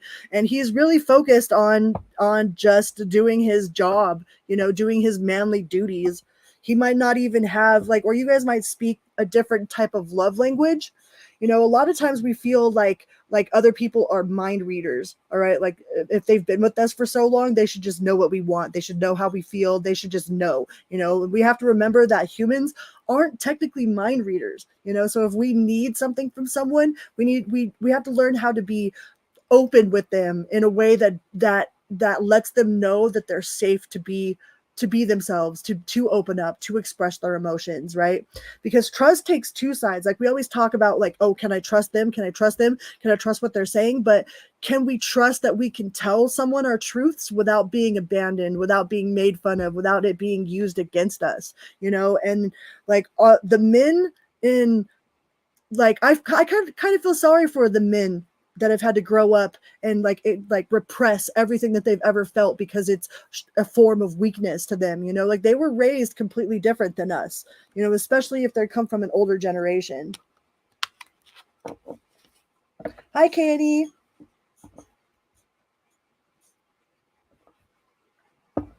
But I don't see any third parties. There is a little bit of like scare of commitment, and they are working, like they're dedicated to their work right now. So I hope that helps.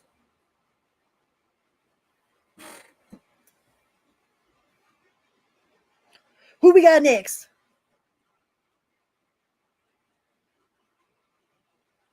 Yeah, dude. Like men weren't taught how to be men. They're taught how to not be women. And that sucks, man. Have to repress everything. Can't act like, you know, I don't know.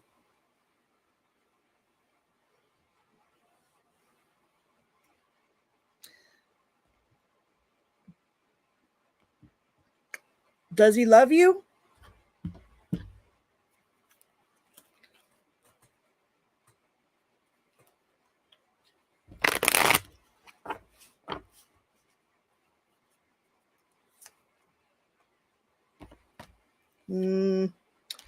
He has love for you, but he's not in love with you. That the no card came out.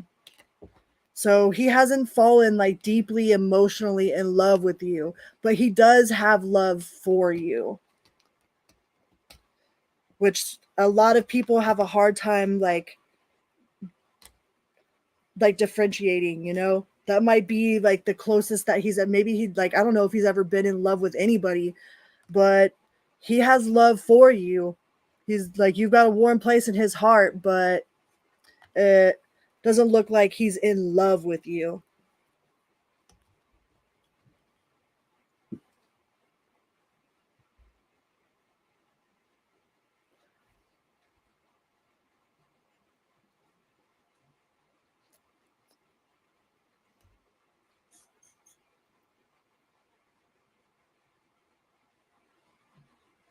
Thank you so much, Kenny. Siva, the answer is yes, okay? Absolutely yes. I don't need cards to tell you yes, but yes, yes, yes, yes, yes, yes, yes. You should absolutely do that, the vlog channel on YouTube. Absolutely. But I'll read some tarot to find out. Are you trying to find out if it'll be profitable? Like, are you going to make money doing that? Or, I mean, if you do what you love just because you love doing it, then the universe will follow suit and make sure that it provides for you as well. So if that's something that you absolutely want to do, the best way to find out is to do it, because on your deathbed, are you going to be laying in your deathbed like, damn, I wish I would have started, like, I wonder what if I would have done this, right? Most of the people that are laying on their deathbed don't give a fuck about what kind of cars they were driving, if their floor was dirty, what house they lived in. They worry mostly about the things that they didn't do, the chances that they didn't go after, the things that the I wish I would've and the I wish I didn't. It's like people that are on their deathbed like worry about, you know, like I wish I wouldn't have hurt this person or betrayed that person or betrayed myself, or I wish I wouldn't have done this. But they also were like, man, I wish I really would have done this. I wish I really would have took that chance and started that YouTube channel. You know, I wish I really would have, you know, went for what it was that I wanted to go for instead of what other people were telling me I should go for, you know? Hi, Valhalla. But let's read some tarot. We'll find out.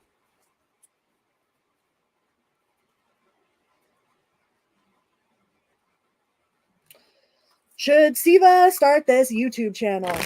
Yes, yes, yes.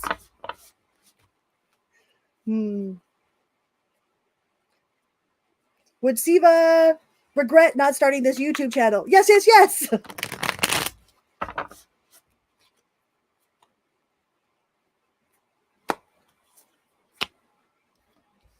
The Hermit. Are you trying to hide? Do you like not want to be seen?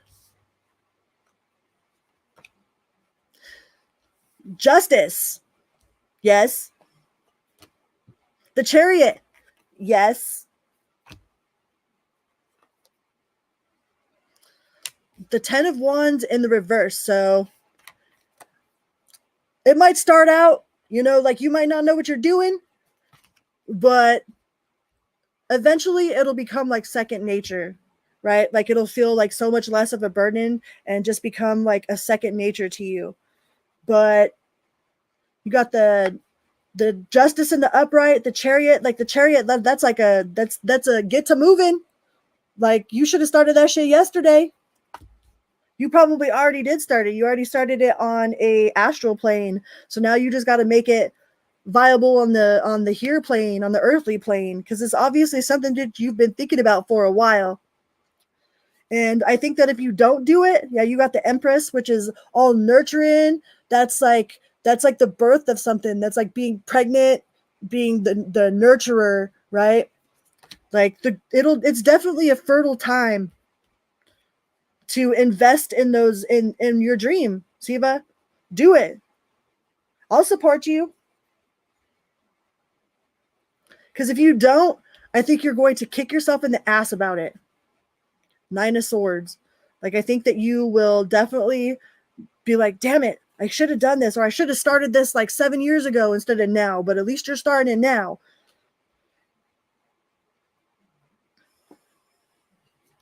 You might feel like there's a lot of competition out there, you know. There's competition in everything, but you're the only you in the whole entire planet. Out of billions and billions of people, you are the only Siva on the entire planet that can do what you're going to do in the way that you can do it. No one else can do it like you. Only you can.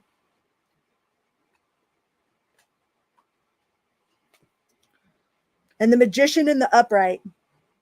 All right, that's manifestation, that's taking action, that's using the tools that you have available to you and knowing how to use them.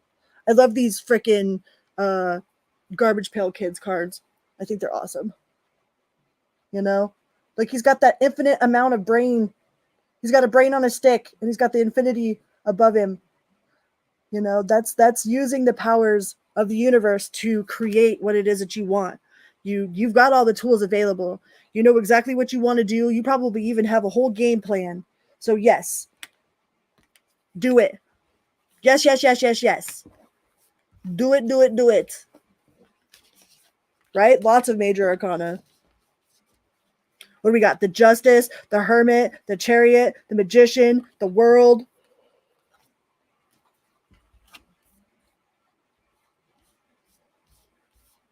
Yeah. Lots of major arcana. Thanks, Julie Bully.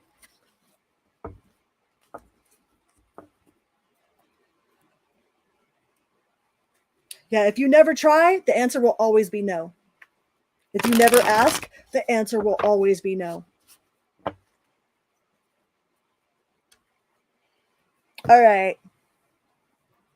AA is up next. AA! What's up, AA? What's up, AA? I'm a dork. A new love interest. All right, let's find out.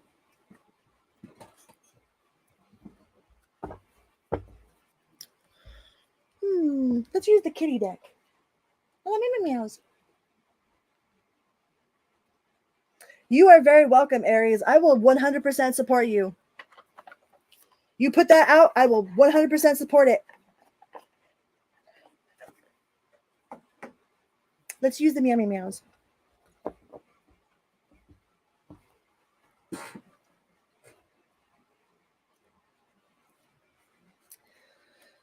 All right, new love interest coming for AA. Is there a new love interest?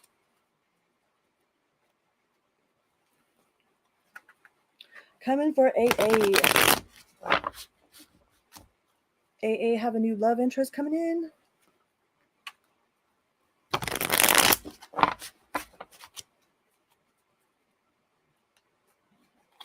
Man.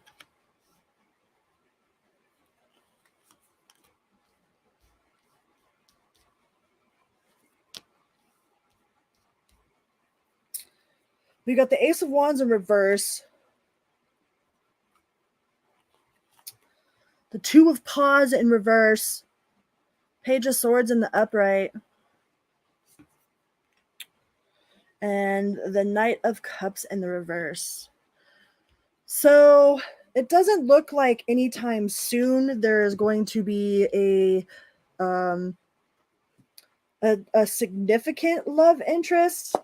It feels like there's some more inner work that needs to be done.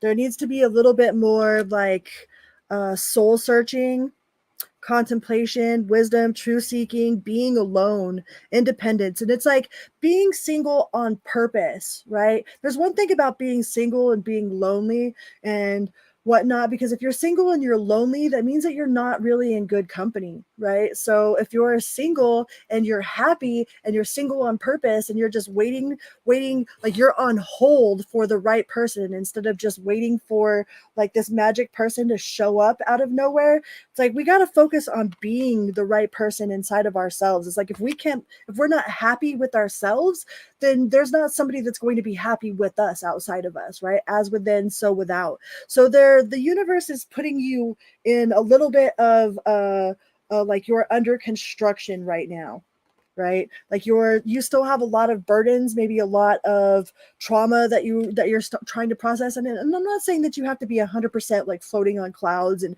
shit and rainbows and unicorn farts, but there's a difference between being single on purpose, like single, celibate, sober, on purpose, with purpose, you know what I mean? Rather than just being like, oh, I'm single and lonely, you know?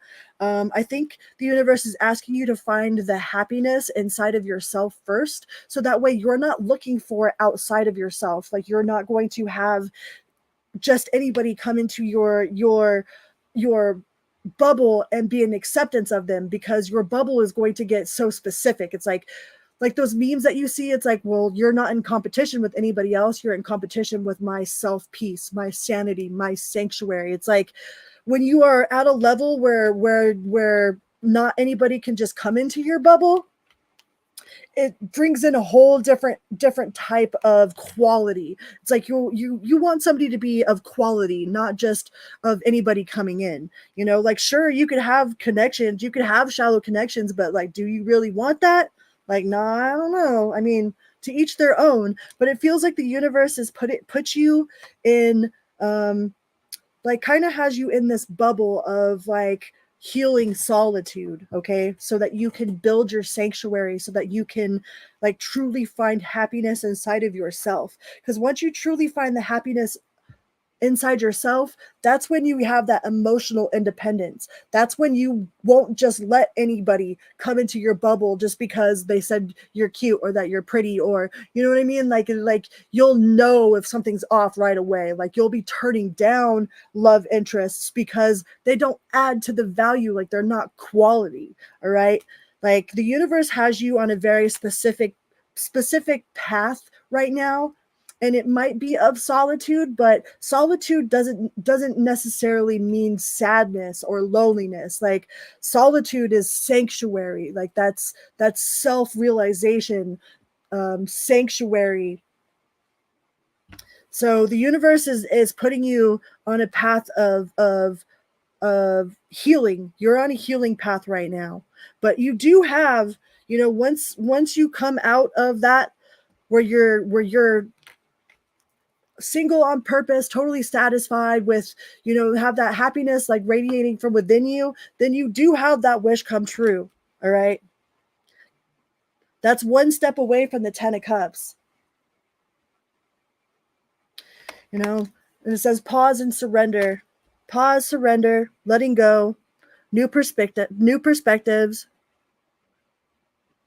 viewing things different than before, deep insight, sacrifice, change, and release. And you do have the Magician. So that's like that's the card of manifestation, of action, of self-confidence, of clarity, of like true inner knowing. That's like holding all of the power of the universe inside yourself. You know, and I think that you are just on a path of holding out, like holding out for some quality, like quality over quantity, because you do have love in your future with the justice card here. There's definitely love, there's fairness, there's equality. But right now you're kind of on a path of healing, you know, healing and sanctuary, like finding sanctuary in the solitude, and not just being single because you're single and nobody fucking wants you. It's like you're single on purpose because you're waiting for somebody that's of quality, of equal give and take, of value, not just some bullshit that's going to come into your life to distract you from the healing that you need to do.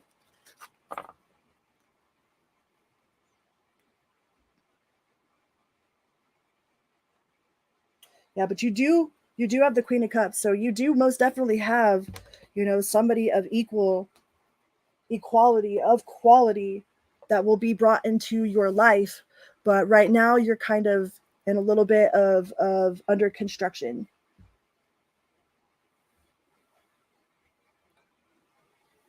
Right? For the first time in my life, I've been single for almost 6 years now on purpose. And I used to jump from one relationship to another relationship to another relationship to another relationship. Like, I had never been single for any substantial amount of time until I chose myself. I was like, no, I have to break the cycle of codependency. I have to, you know, learn how to enjoy my own company. And like now when I see those things, like before I didn't really understand them about, oh, well, you're not in competition with anyone else. You're in competition with, you know, my own peace, my own sanctuary. Like that shit is on point, man.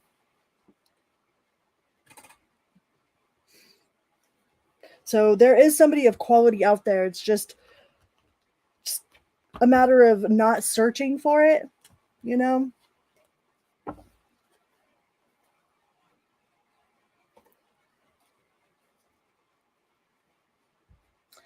All right.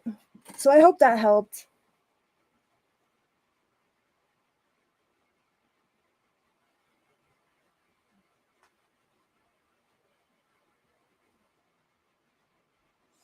Who is next?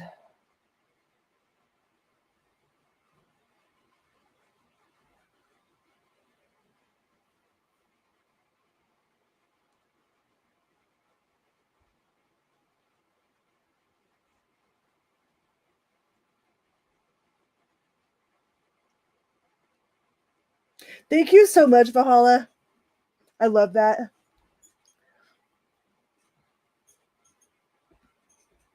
On the TV and the tablet.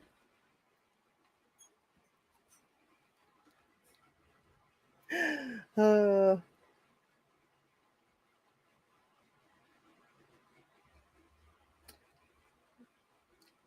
Chelsea. All right.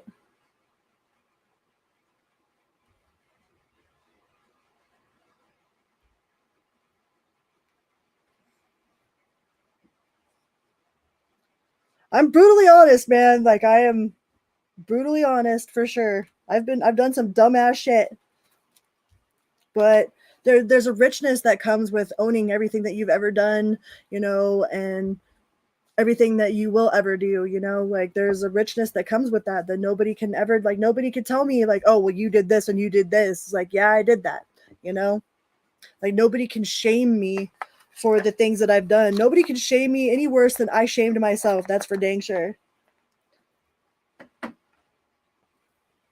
And the only mistakes we make in life are the ones we don't learn from, right?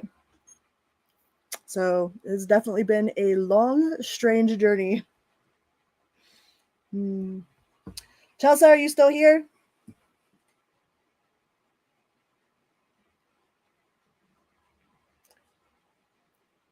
Like my mom made me these earrings. My mom is a badass maker of things.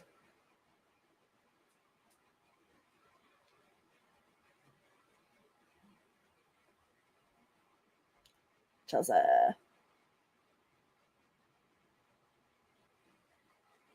Hi, Sugar Bear. I didn't see you in here. Let's see. Hello, hello.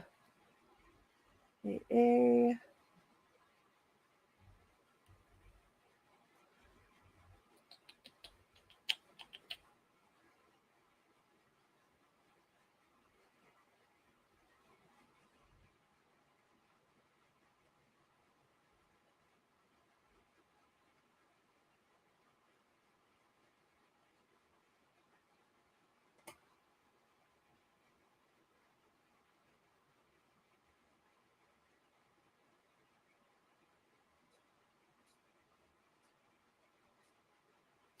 Baby, of course we can put you on the list for sure.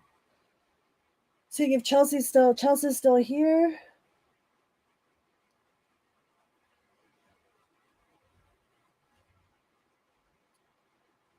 Chelsea, are you still here?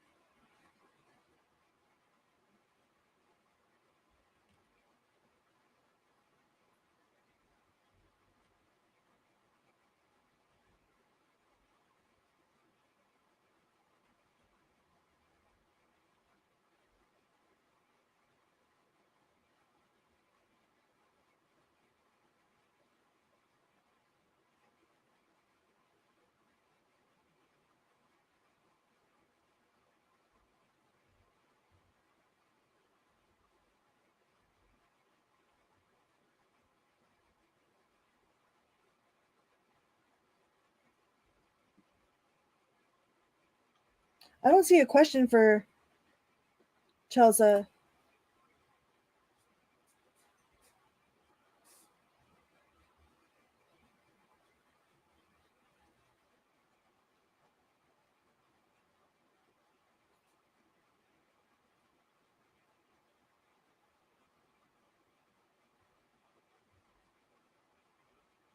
I know Platinum asked a question. I know that Valhalla asked a question. Bebe asked a question. K and E asked a question.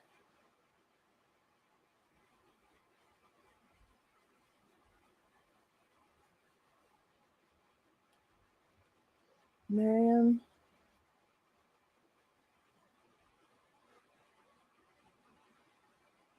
All right.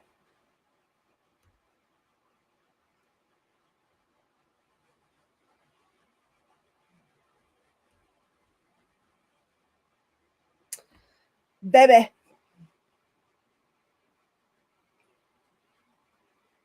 You can absolutely be added. General love reading. Incoming love. What do we got?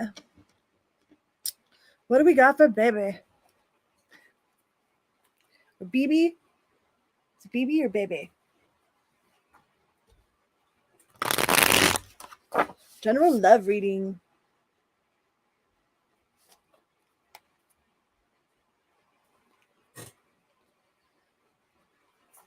Incoming love. General love reading for incoming love. What do we got?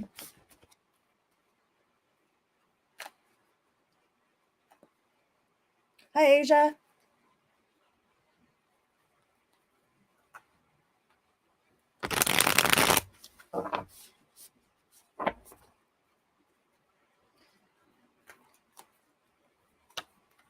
Ooh, the Wheel of Fortune in the upright. So somebody might be getting lucky. Hey. The King of Cups. The Knight of Cups. And the Three of Cups. So it looks like you might be finding somebody while you are out celebrating with friends, or like at a pumpkin patch, or like they're like a friend of a friend. But this person is definitely like the king. Like they have upgraded from the knight to the king. They are very emotionally available. Like they're emotionally like intelligent, emotionally available. They're they've been around the block before. Like look at this guy, he looks like Prince, right? Sexy. So this person is definitely going to be a good dresser. Like they might be a little bit extreme, like they might be a little bit eccentric in a way, but they're definitely very in touch with like looking good, smelling good. Like they definitely like put a lot of time into like how they present themselves. They could be an entrepreneur or like a leader, like a team lead or something. You got the 10 of Pentacles here. So this person could be very financially blessed, or just, you know, like they make enough to survive and then some, you know, like they probably have their own house, their own car, their car's paid off. But there looks like there's definitely going to be a celebration, you know, that you guys are going to go out and celebrate with your circle of friends. And I feel like you've put a lot of time into like putting your order in with the universe. All right, like you've put a lot of time into being real specific with what sort of attributes you are looking for in a person. And I think that those are like, you are going to find that this person like checks off all of the boxes of that you've been manifesting. Like you've been looking for very specific qualities in a person. And yeah, like this person might have just been like recently, like there might have just been something that they recently walked away from, that they are still a little bit like heartbroken or trying to get over.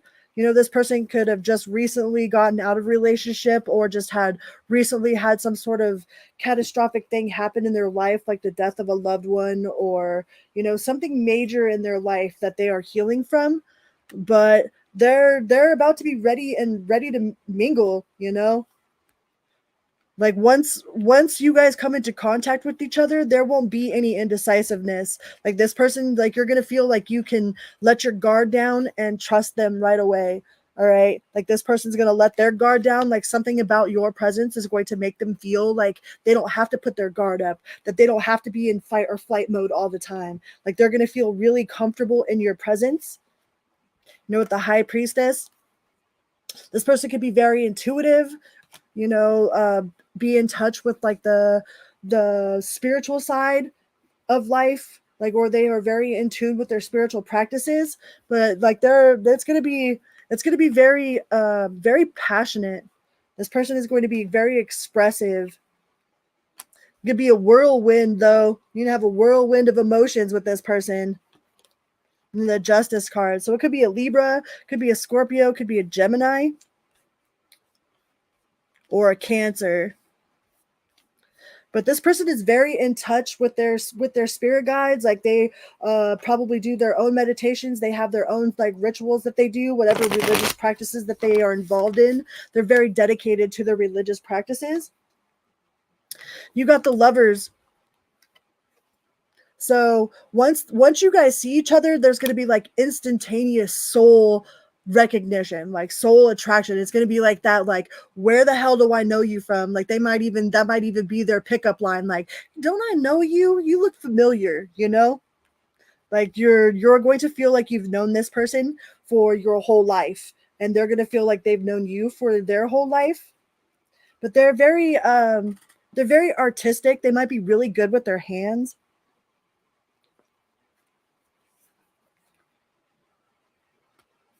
And they're non-judgmental. Like this person is not like the type of person that will see like a homeless person on the side of the street and instantaneously, like, you know, judge them right away. You know, like they have a very broad perspective of like the different paths in life, and like they're really open-minded and open to suggestion. Like they're not really super stubborn. Like they're very just open-minded and curious about life. Like they have a very curious sense, you know, like a childlike like qualities. Like they're in touch with their inner child, but they're not like immature. They just have that childlike wonderment, you know. And they're definitely going to be financially stable, and they put shit to rest. Like they don't let shit bother them, and they're not attached to any sort of demons. You know, that looks like they've battled their demons, they've battled their attachments, they've battled their ego, they've done a lot of their shadow work. You know, not to say that they don't have any demons attached to them, but they have them definitely under control. They have them demons under control. So this is going to be a very strong connection. Super strong connection. And I think in order for it to take place, something has to die in order for it to be reborn. So something had to die either in their ego or with the way that they had things going on, or like with the relationship, or something had to change in their life, or something had to change in your life in order for this to bloom, you know? Like the rainforest is the most luscious place on the planet, but that's because there's a death, like a constant death and rebirth cycle. So something definitely has to end in order for that to be manifested. But it's a pretty significant connection. All right. I hope that helped.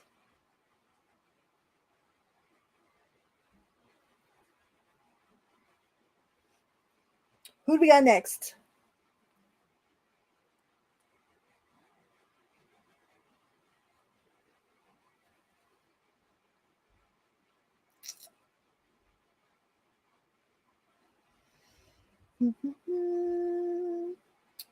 Thank you, Valhalla, for the belated birthday wishes.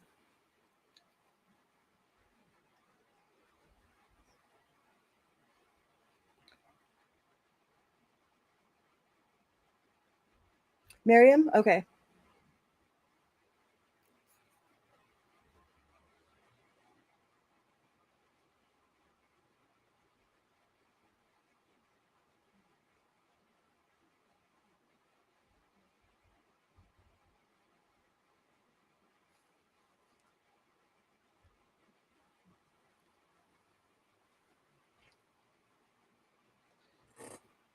I think I'll close it out after Madeline, after the question, that one.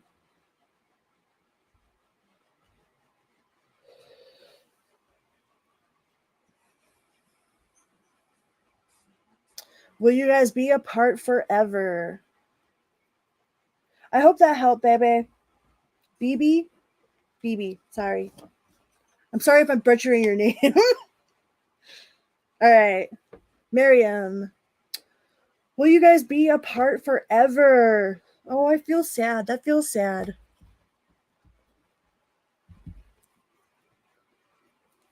I can feel that like separation sickness.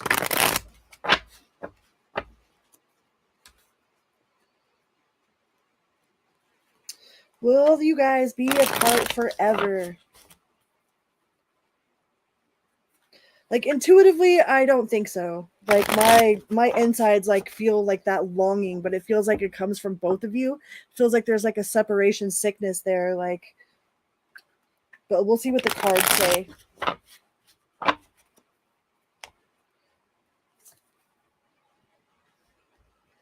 You got Divine Masculine, Emperor, and Healing. You're the first thing I think about in the morning and the last thing I think about at night. This person doesn't want to be away from you. They don't like this separation, you know? Like it says booty call, they need to see you. Like they miss you sexually, they miss you romantically, like they think about you all the time. You got Justice card here. And you guys definitely have a soul contract with each other. What fell? There is a soul contract there. Like I feel like this is your divine masculine. Your emperor. Says gossip. What will people say? But who cares about that? Gossip is the devil's radio. This says shine your light so I can find my way. Like I really do think that they are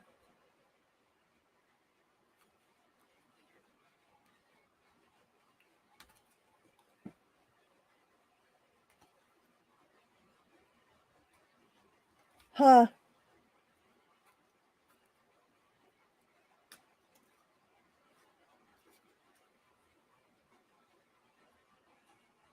Oh no. It says shine your light so I can find my way. Like this person is definitely like hoping that you won't give up on them, you know, and they're rereading your texts. Like they think about you very fondly. They reread whatever you've sent them. You know, if you've sent them voice messages, they listen to it. Like they smile whenever they see a message come through that's from you, you know. It says that they are under construction, but that just might be, you haunt my dreams. You haunt my dreams. And there's too many cooks that spoils the stew. So there might be too many people that are trying to put their 2 cents in, to try to have their way, to try to tell them what's best for them, or how to go about doing this or doing that, or like they're super burdened by outside influences, outside responsibilities. And it's definitely a wake-up call to them. Like being away from you, like, is definitely a huge wake-up call to them for knowing what they really, really had. It's like they might have taken you for granted a little bit, but now that they haven't, like, you haven't been around them in a while, like they definitely know exactly what they had. And it looks like they, have had definitely a wake-up call, sanctioned ascension, when it says divine timing. So it might take some time. You guys might need to have like a real big talk about your future, about what you're going to do, about the next steps that's coming in.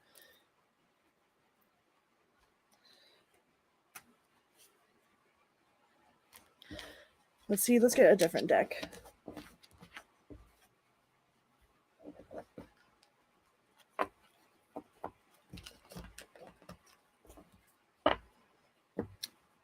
Let me ask the tarot. Is the separation going to be forever? It doesn't feel like it. It just feels like they have a lot of different priorities. Like they're trying to juggle their priorities. They might not feel like coming back right away is the biggest priority in their life. Like there's some sort of other responsibility that they're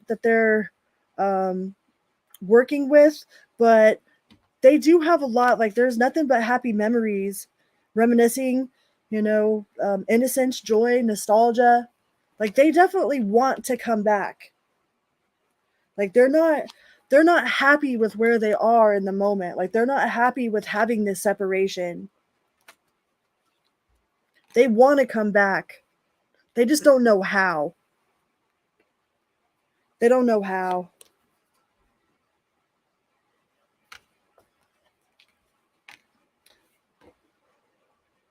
They feel like they have no control over this situation with the Wheel of Fortune in the reverse.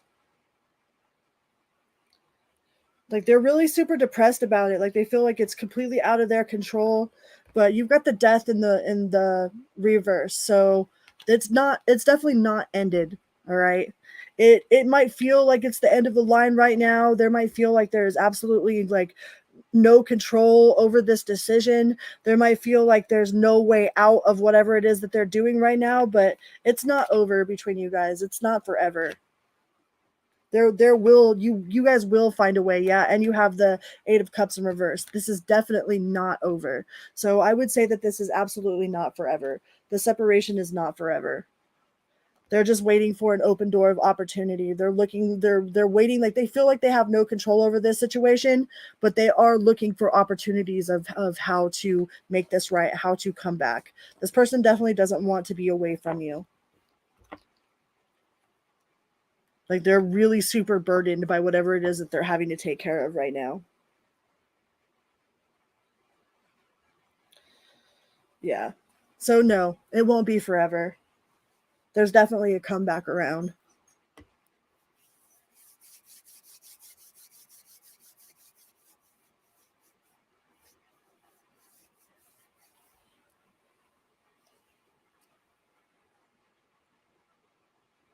Let me see if I can post it here. It's at the top of the chat box too, the pinned comment.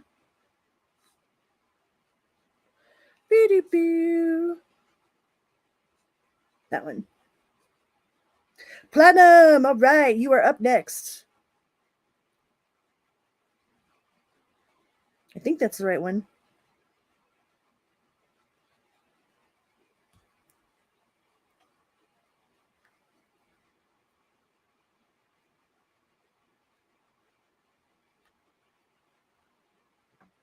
Thank you guys so much for being here. I really enjoy doing this. I love it. It's a huge honor to be able to be here and to be alive and to be sober and single and happy and prosperous and reading tarot. Love it. And I definitely want to pay it forward because, man, when I first found the tarot community, I was desperate for answers. Like, I was beyond broken and desperate and just a freaking mess. So, and I was super, super broke. I had no money. I couldn't buy readings. I couldn't afford a $3 reading or a $2 reading or a $50 reading. Like, I couldn't afford any of it. So I was like desperately trying to find answers, and like I couldn't afford any of it. So I make sure that I try to pay it forward, like I try to give back to my community, because there ain't no unity without community, and I wouldn't be where I'm at without this tarot community in general, without having found the answers that I found and learning the things that I've learned. So I definitely want to pay it forward. Hi, Goodman. If you haven't checked out Goodman's mixes, please give Goodman a follow and a holla. Tell him I said, what up? Okay, so Platinum was next, right?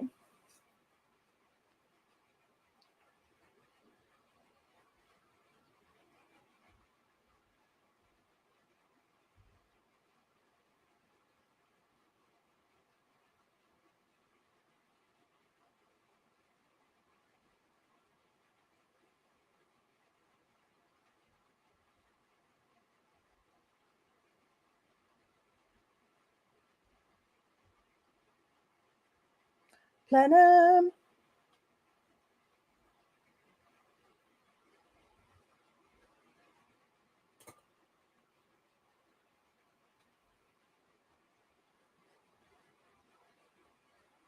You're okay, Goodman. I know you got to do your own thing. You are very welcome, Miriam. Platinum, are you here? What was your question? Let me see if I can find it.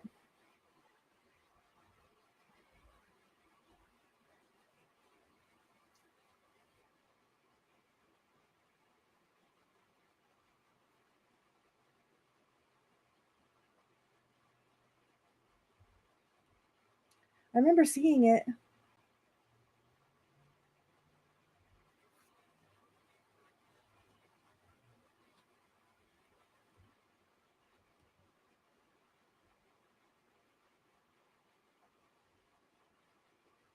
Scrolling. Scrolling.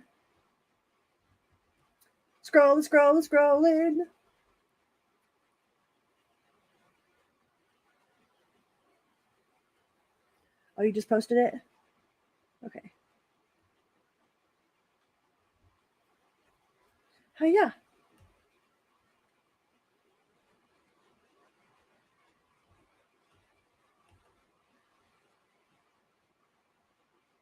There it is. Thank you. Investments. Investing in deals.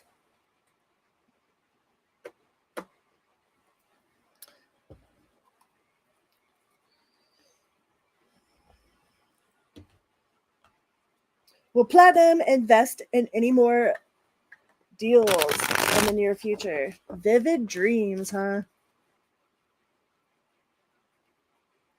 Thank you so much, Valhalla.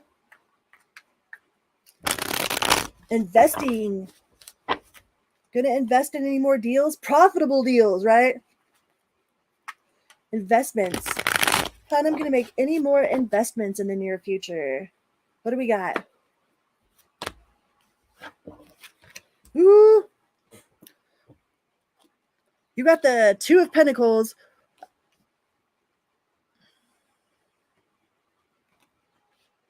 The Devil. And the Queen of Wands. The King of Pentacles.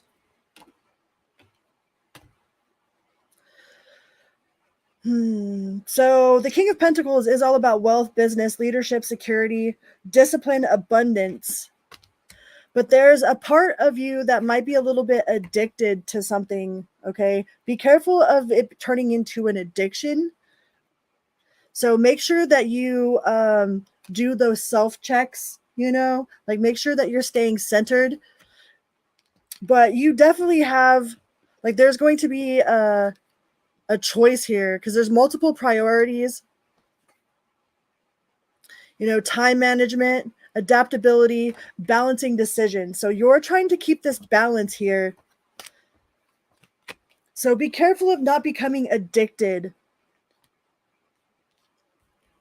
But you do have the King of Pentacles, which is business. That's leadership, that's security, you know.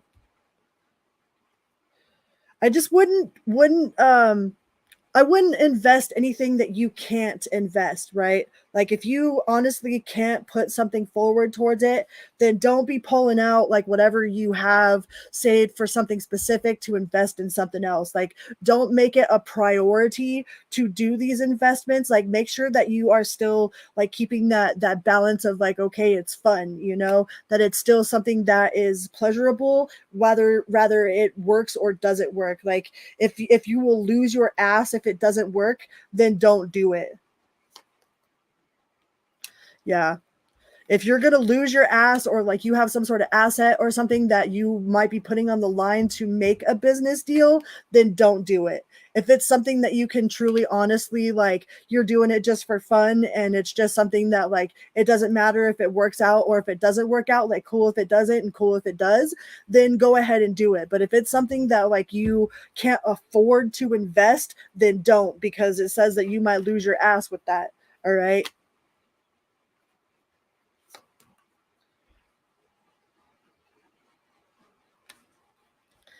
Yeah, be careful to make sure you have that balance, that check inside yourself, you know?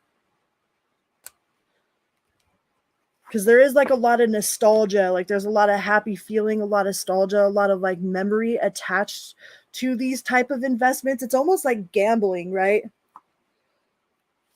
It's like a gamble, you know? But if you're going to make movement, make very calculated movements. Like don't make any sort of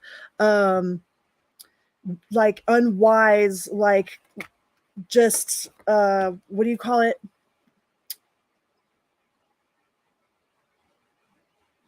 when you move too fast. I just had a brain fart, but you know what I mean.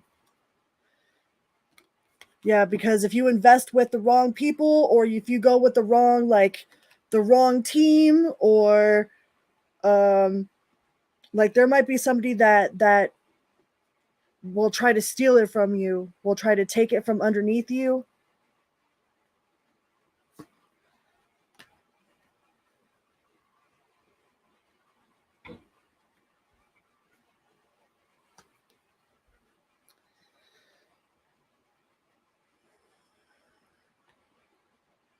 I do see some investments for your future, but I think they're going to be very more calculated.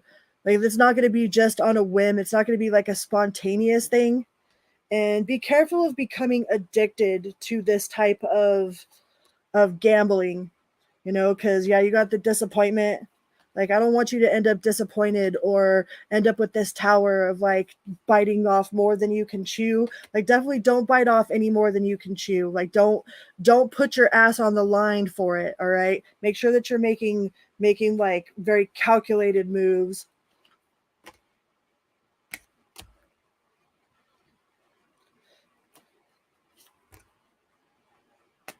And there might be conflict, disagreements. Like there might be somebody that you're in competition with or somebody that feels like they are owed a bigger portion of whatever it is that you get than they deserve.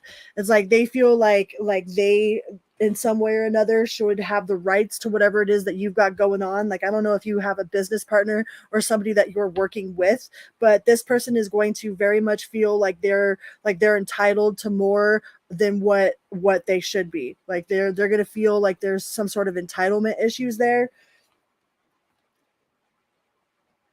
Yeah, so definitely make a pause, like pause before you make any sort of big financial decisions. All right? And then I think you'll see a bigger picture. So you do have some wealthy investments coming in, but be careful that it's not like that you're not addicted to it. Don't lose your ass, all right?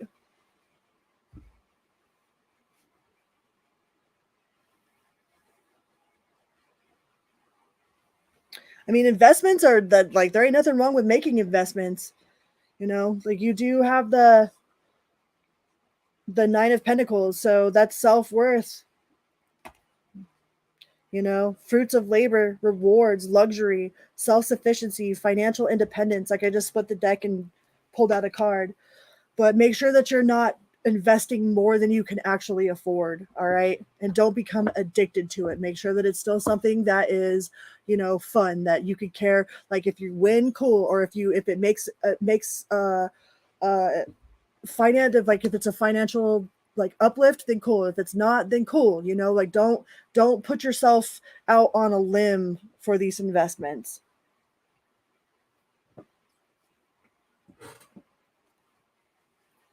As long as you play it smart and keep it fun.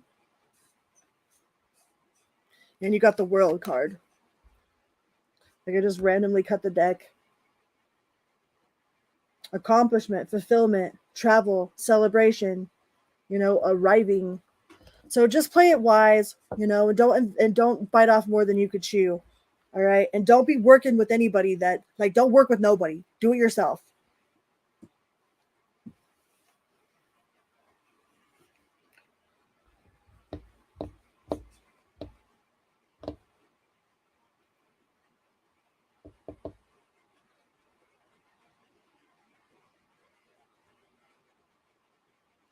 Where is best for you to live? I hope that helped, Platinum. Thank you so much for being here too. Like, you're amazing. I saw you went to all my older videos and said hi. I was like, that's awesome. Hi, what up? Sup? All right. Where will be home? Where is best for you to live?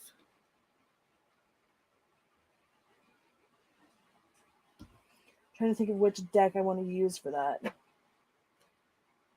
Where is home? Which deck should I use?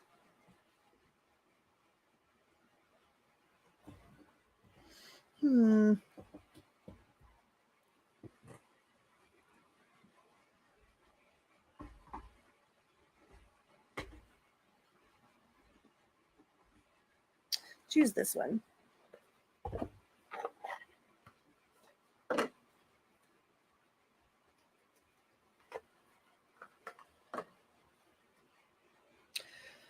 Where is Valhalla gonna find home?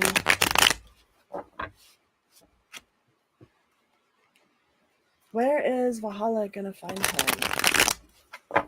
Where is the best place for Valhalla to go? To be home, to be at home.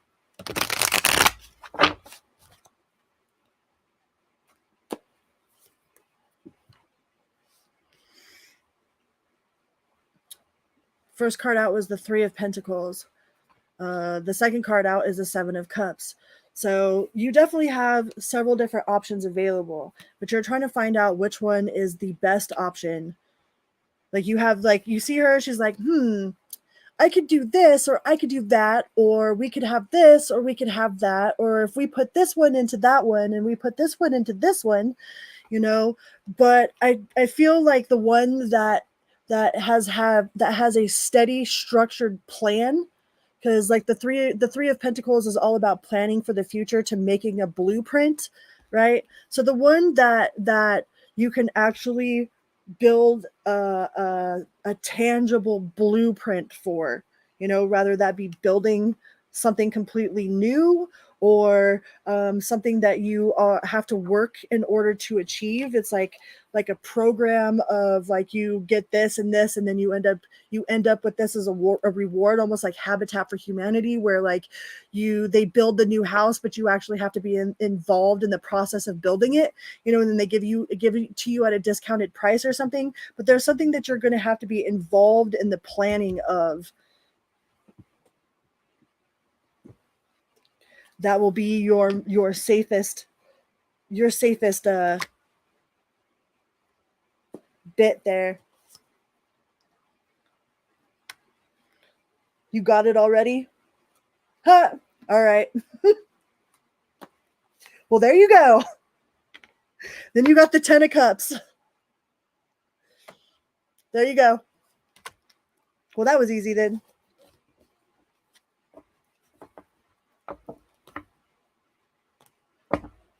Well, that's cool. I hope that works out. But you did have the 10 of Cups there, so that's permanent contentment in the realm of the heart. That's that happy. Happy. All right.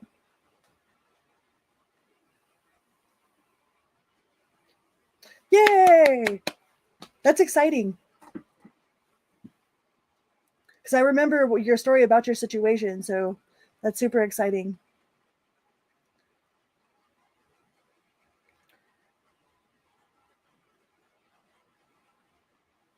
All right, let's find out.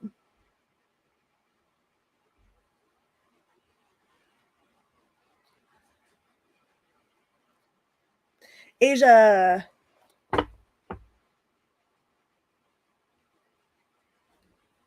What are S's current intentions and actions?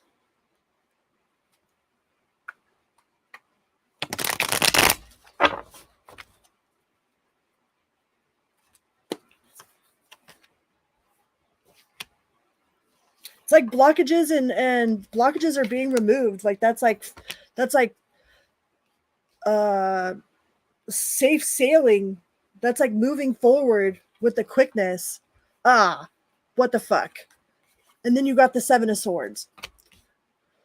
I don't like that guy. Look at him. The burglar. He's not even a trash panda. He's not even a cute trash panda. He's just a burglar. So this guy might be trying to avoid, like they're playing the avoidance game, or they're trying to slip past having to deal with this whatsoever. Like, ugh. Because you got the 3 of Pentacles. Like they might try to use it against you or use it to get something from you. Is this somebody that you work with?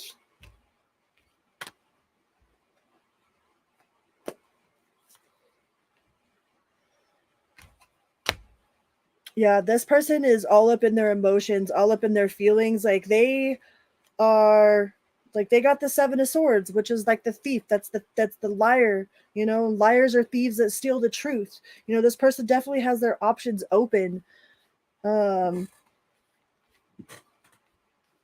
Like they might be trying to use it to their benefit. You know, like they don't want to say no, because then it completely blocks them from whatever benefits they could get from you, or whatever sort of like they see like some sort of opportunity, but like not in a love opportunity, but in a way of like getting something. Like they have an ulterior motive. Like this person has an ulterior motive. You know, they might be trying to get rides from you, or there might be some sort of like travel that they want to ask you to go on, but they're not asking because they feel something deep for you. It's like they're asking because it's like an opportunity. Like they're like an opportunist. They see something, like you have something that they need, so they don't want to outright be like no, because they don't want to hurt your feelings. I mean, they don't want to hurt your feelings, but they also don't want to turn down an opportunity. It's like this person's kind of like an opportunist.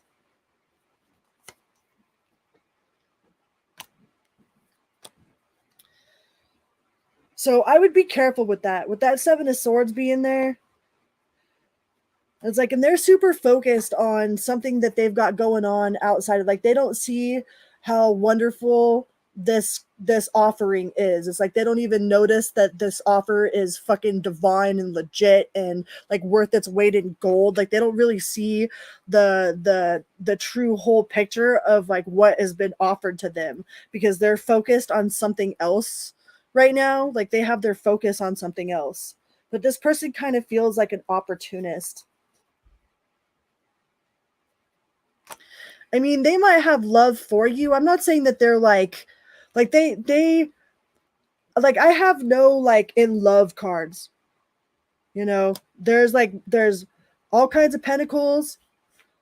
They've got their options open. They got the 7 of Swords. I mean, they care for you, but I wouldn't say that they are in love with you. Like, they have love for you. Like, they don't want to hurt you, you know? Like, they're not going to go out of their way to like try to be deceitful or try to be a douchebag. Like, they do care for you, but I don't think that they're like damn, like they the one. You know what I mean? Like, I don't think that they have that that type of like they don't see it that way. Like, they can see the potential, like they're pondering the potential of the like the opportunity that you've presented them with, but they're not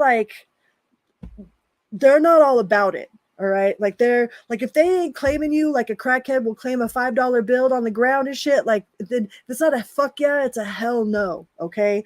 And this person is still like him hawing, and like, they don't want to hurt you because they do have love for you, but they're not in love with you.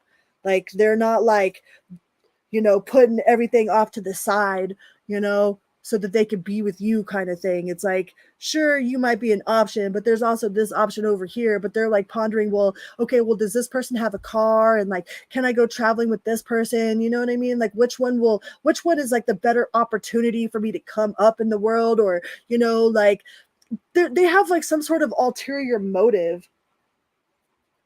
Thank you, Goodman.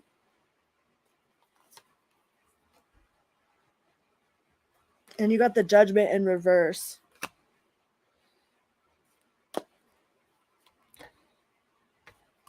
Yeah, I don't have any cups of like love here.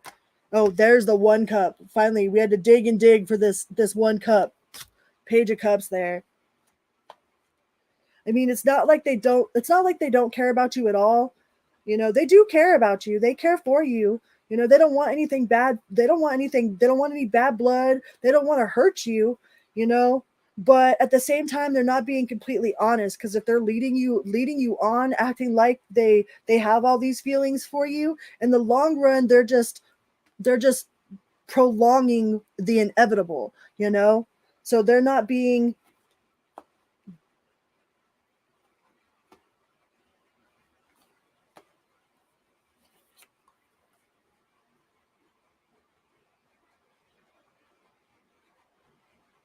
right. Yeah, like, he doesn't want to hurt you, but he's prolonging the inevitable as well. It's like, he does have love for you. You know, he has genuine concern and like love for you, but I don't have any of the like damn, like, I know she the one, I know he the one, you know, type of cards on the table here.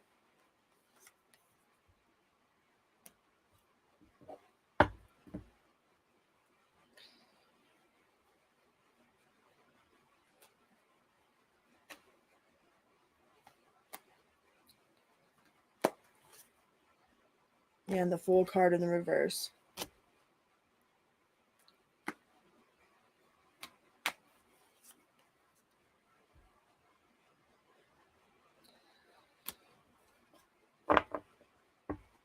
And it's okay. It's okay to like love somebody that doesn't love us. I mean, how many times have somebody been in love with us that we weren't into, you know?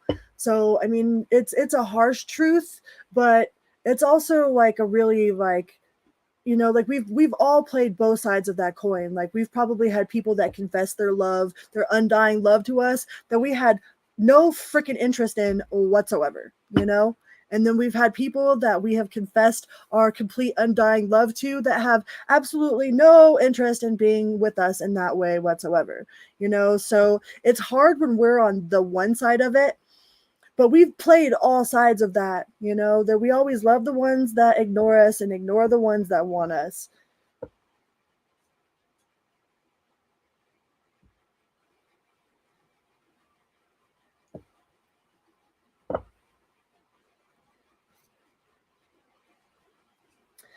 He says, you're confused.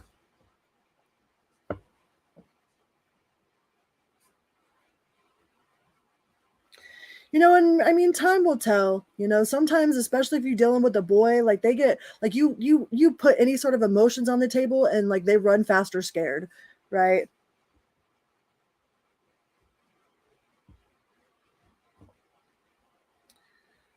I don't know if he is confused. He's just trying to confuse you. Like he's trying not like he knows the fact that he doesn't want to come out straight and tell you means that he cares for how you feel. He doesn't want to hurt you. He doesn't want to lose you as an option, and he also doesn't want to hurt your feelings in the process, but he also doesn't want to stay committed either. And if it's not a hell yeah, then it's a fuck no. You know what I mean?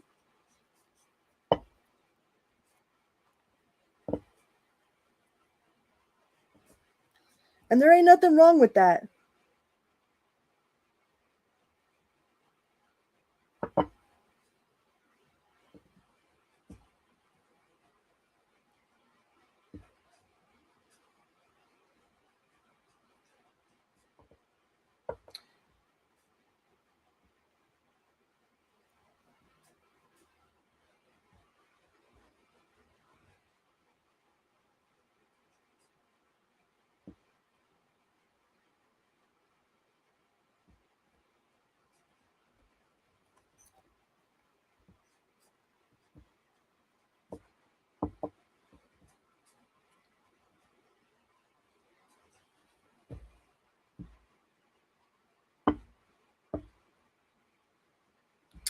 Don't be fearful.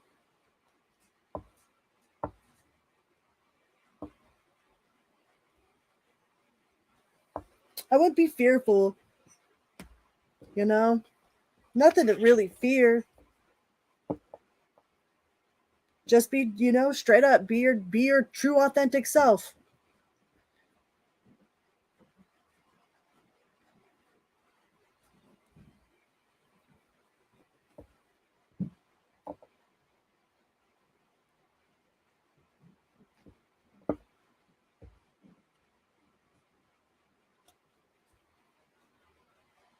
I definitely wouldn't let him breadcrumb you. Don't put your life on hold wondering if this fool is actually into you or not. You know what I mean? Like somebody that's really into you, you should know. You should know without a doubt. Like, yeah, no, I know that I know he ain't looking at nobody else. You know what I mean? Like there should be no like miscommunication there. Like you shouldn't feel confused about that.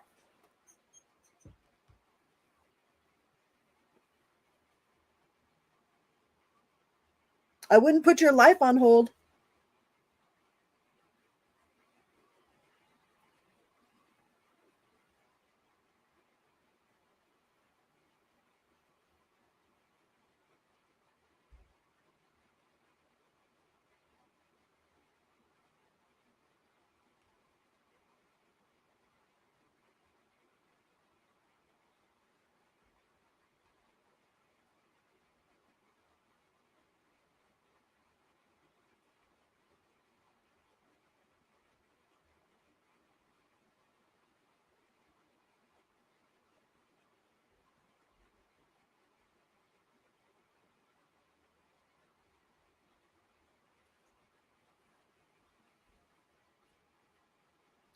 All right.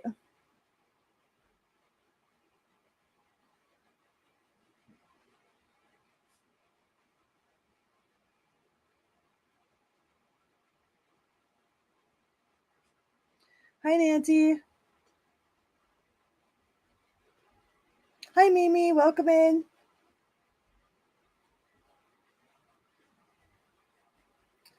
Madeline. Madeline?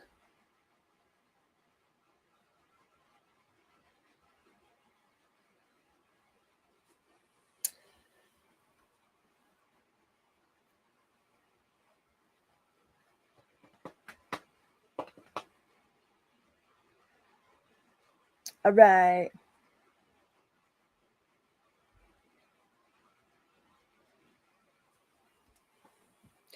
How did Derek feel when he saw Madeline this morning? Will anything change?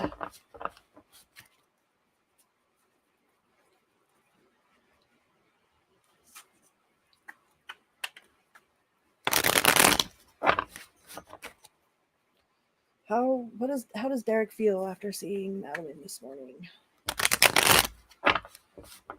What does Derek feel? Hoo hoo hoo.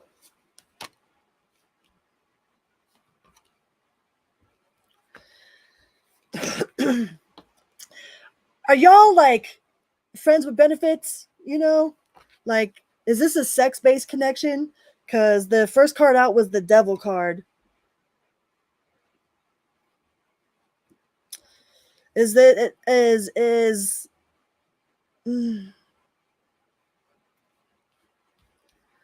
like someone here wants to take things to the next level. Like they want public recognition. They want to proclaim their love like from the top of the rooftops, you know. But there feels like there's some sort of competition, or there's been a disagreement. um Somebody's like, if I can't have them, then nobody can, you know. There's like a win at all costs. There feels like there is um competition and conflict. It's like this, I don't know if it's you or this other person, but there's definitely been some sort of conflict, some sort of heartbreak here. It's like somebody won't take it to the next level, or there's like competition.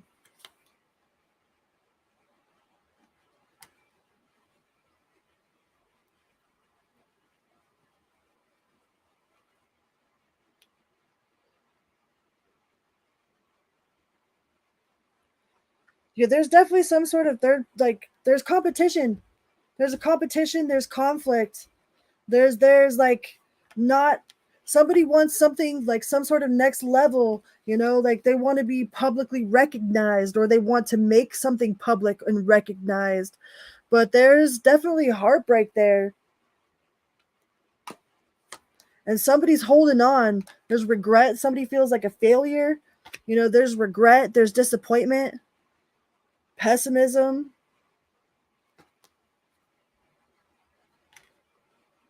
You know, they might have came clean, or they might have been coming clean. They were definitely keeping secrets. You could be dealing with Aquarius. We got 3 Aquarius cards on the table here, or a Scorpio, or a Libra, or Capricorn. But they're they want to have their cake and eat it too. Like they aren't done fucking around. They don't know who it is that they want or what they want. You know, this person is probably really stubborn, very bullheaded, only sees things like one way, like has a really hard time like seeing things from other people's perspective. They act like they're full of like self-respect and dignity and honor, but like that's like all a facade. But this person is very much I don't know if they came clean recently or what, but there's definitely there's justice in the reverse. So there's unfairness, a lack of accountability, guilty, dishonest, punishment. You know, there could be a loop of shame going on here. It's like because they already feel ashamed of what they're doing, like they don't, like they're just going to keep doing it because they feel already ashamed anyway. So they just might as well just keep doing it. You know, like I know addicts have a hard time with that. You know, that's why they like refuse to go around people that actually truly care about them and love them, is because they don't want to face that shame. You know, they don't want to face the look in the eye of somebody that truly loves them, you know. So they'll like avoid contact with people that actually care, because they don't want to have that look. They don't want to get looked at like that, you know. And then if they're already fucking up, then they might as well just continue fucking up. It's like easier to accept, like it's easier to ask for forgiveness than it is for permission, you know. And there's a huge unbalance here. Like they definitely feel disappointed, you know. Like there's definitely an emotional loss here. They feel disappointed.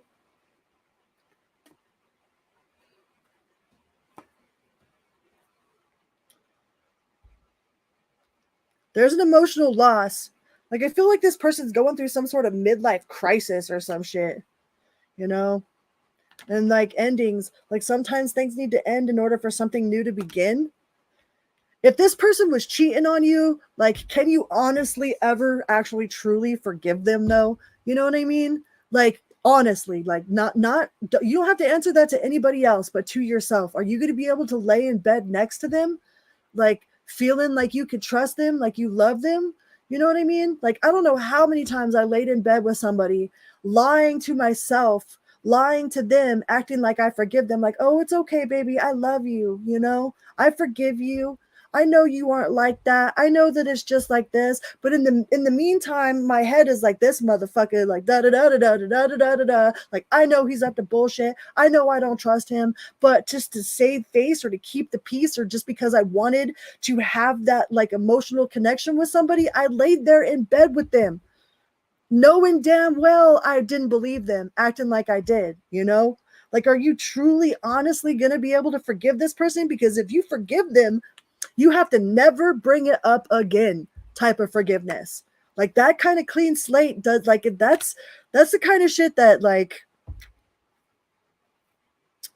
that's hard to come out of, you know? That's super hard to come out of. And only you will know the answer to that question, you know? But in all honesty, I think you deserve better than somebody that wants to treat you like an option, you know? Like, you don't deserve laying awake at bed at night wondering why you weren't good enough.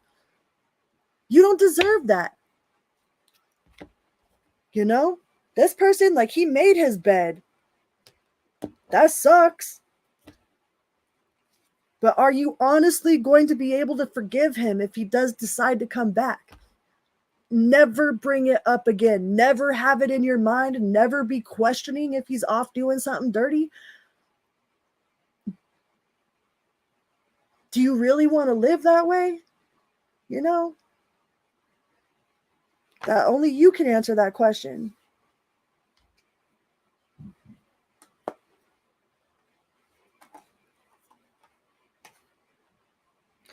I mean, and it's not a matter of being, I mean, Haley Berry got cheated on. It don't matter how pretty you are. It don't matter how successful you are. Like, people cheat because they're fucking cheaters. All right. It has nothing to do with you ever. And they might even try to blame it on you. Oh, you made me cheat.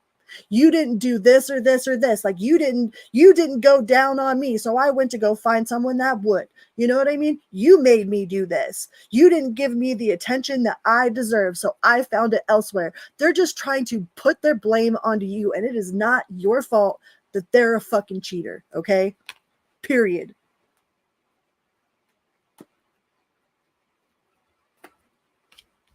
I mean, it sucks, dude. That shit sucks hardcore. But he does feel like a failure. He feels like a piece of shit, and he probably should. That's probably part of his soul mission, is to feel that way. And part of your soul mission is to level up and not give a fuck about this fuck that cheated on you, that has got the third party. Like, if it's not a fuck yeah, then it's a hell no.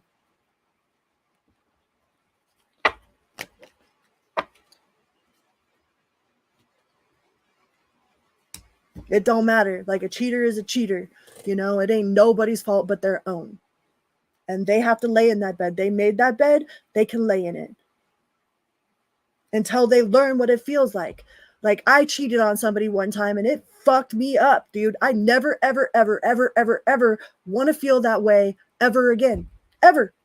I would never, ever do that ever again, because I not only could I not put another person through that, like, I've been cheated on and I've been a cheater, and I cheated on somebody that I loved very fucking dearly, and it sucked a whole lot of ass and broke my own damn heart. But I had to learn from that shit. I will never do that ever again. Never again.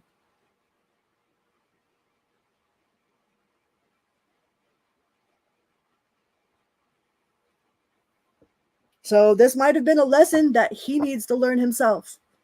And if we continuously save people from their lessons, then they don't learn shit.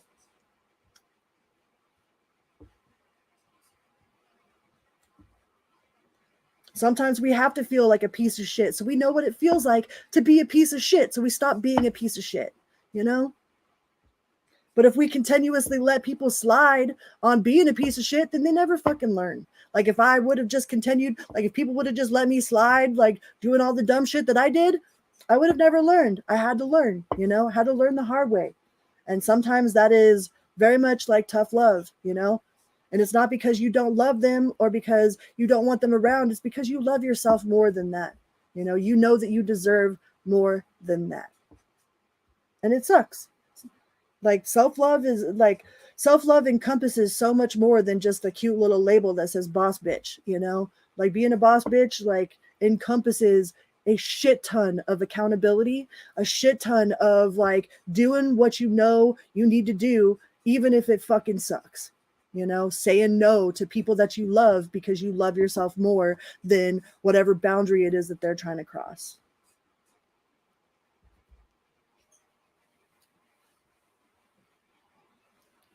So yeah, his feelings are he feels like a loser, you know. He feels like a failure. He feels like he fucked up, and he very well should feel that way.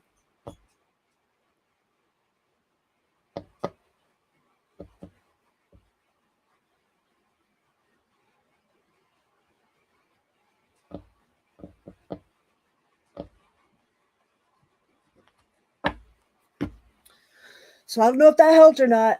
So was that the last one?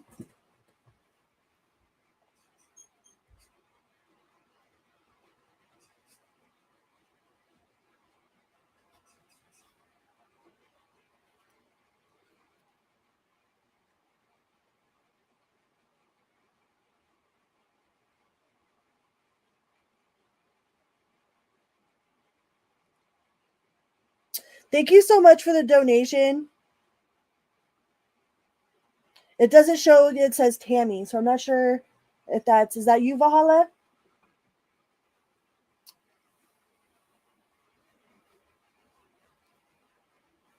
I love you guys so very much. I'm going to do this on a regular basis. It'll probably be every other Friday. I'll do like free reading Fridays, but it's definitely going to be a part of my routine here.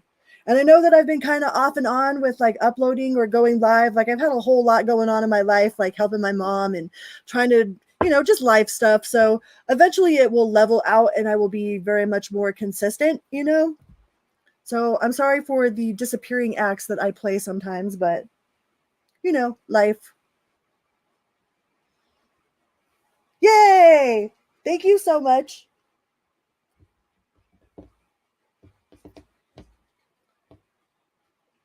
Well, I hope you guys have a very wonderful evening.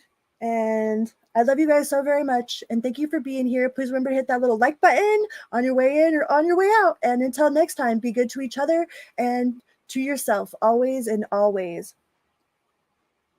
Vroom! Vroom, vroom, vroom, beep, beep. Oh, I saw the Aurora Borealis last night. It was the dopest thing I've ever seen in my life. I saw it from my driveway. It was in the sky from my driveway in freaking Colorado. I saw the Aurora Borealis. So it might be out there again tonight. I got pictures. It was the most magical thing I've ever seen. I've seen some pretty magical stuff, man.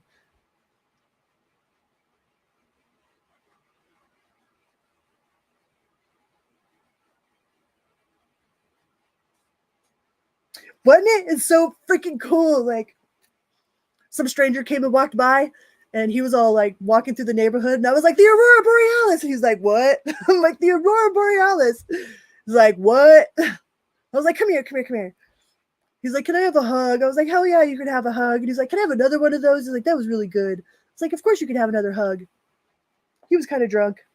He wanted me to go for a walk with him. I should have asked him to dance because that was like on the top of my bucket list was dancing under the Aurora Borealis. So I should have just asked the stranger guy if he could dance, but I didn't. But I did give him a hug under the Aurora Borealis. I was excited.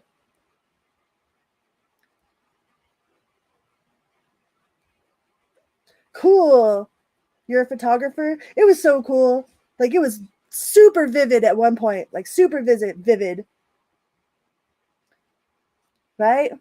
Solar storm, pushing them new energies onto the planet, right? Children of the Earth tribe, rise up, rise up. All right. Okay. Okay, bye. I'm gonna go now. Okay, bye. Bye-bye.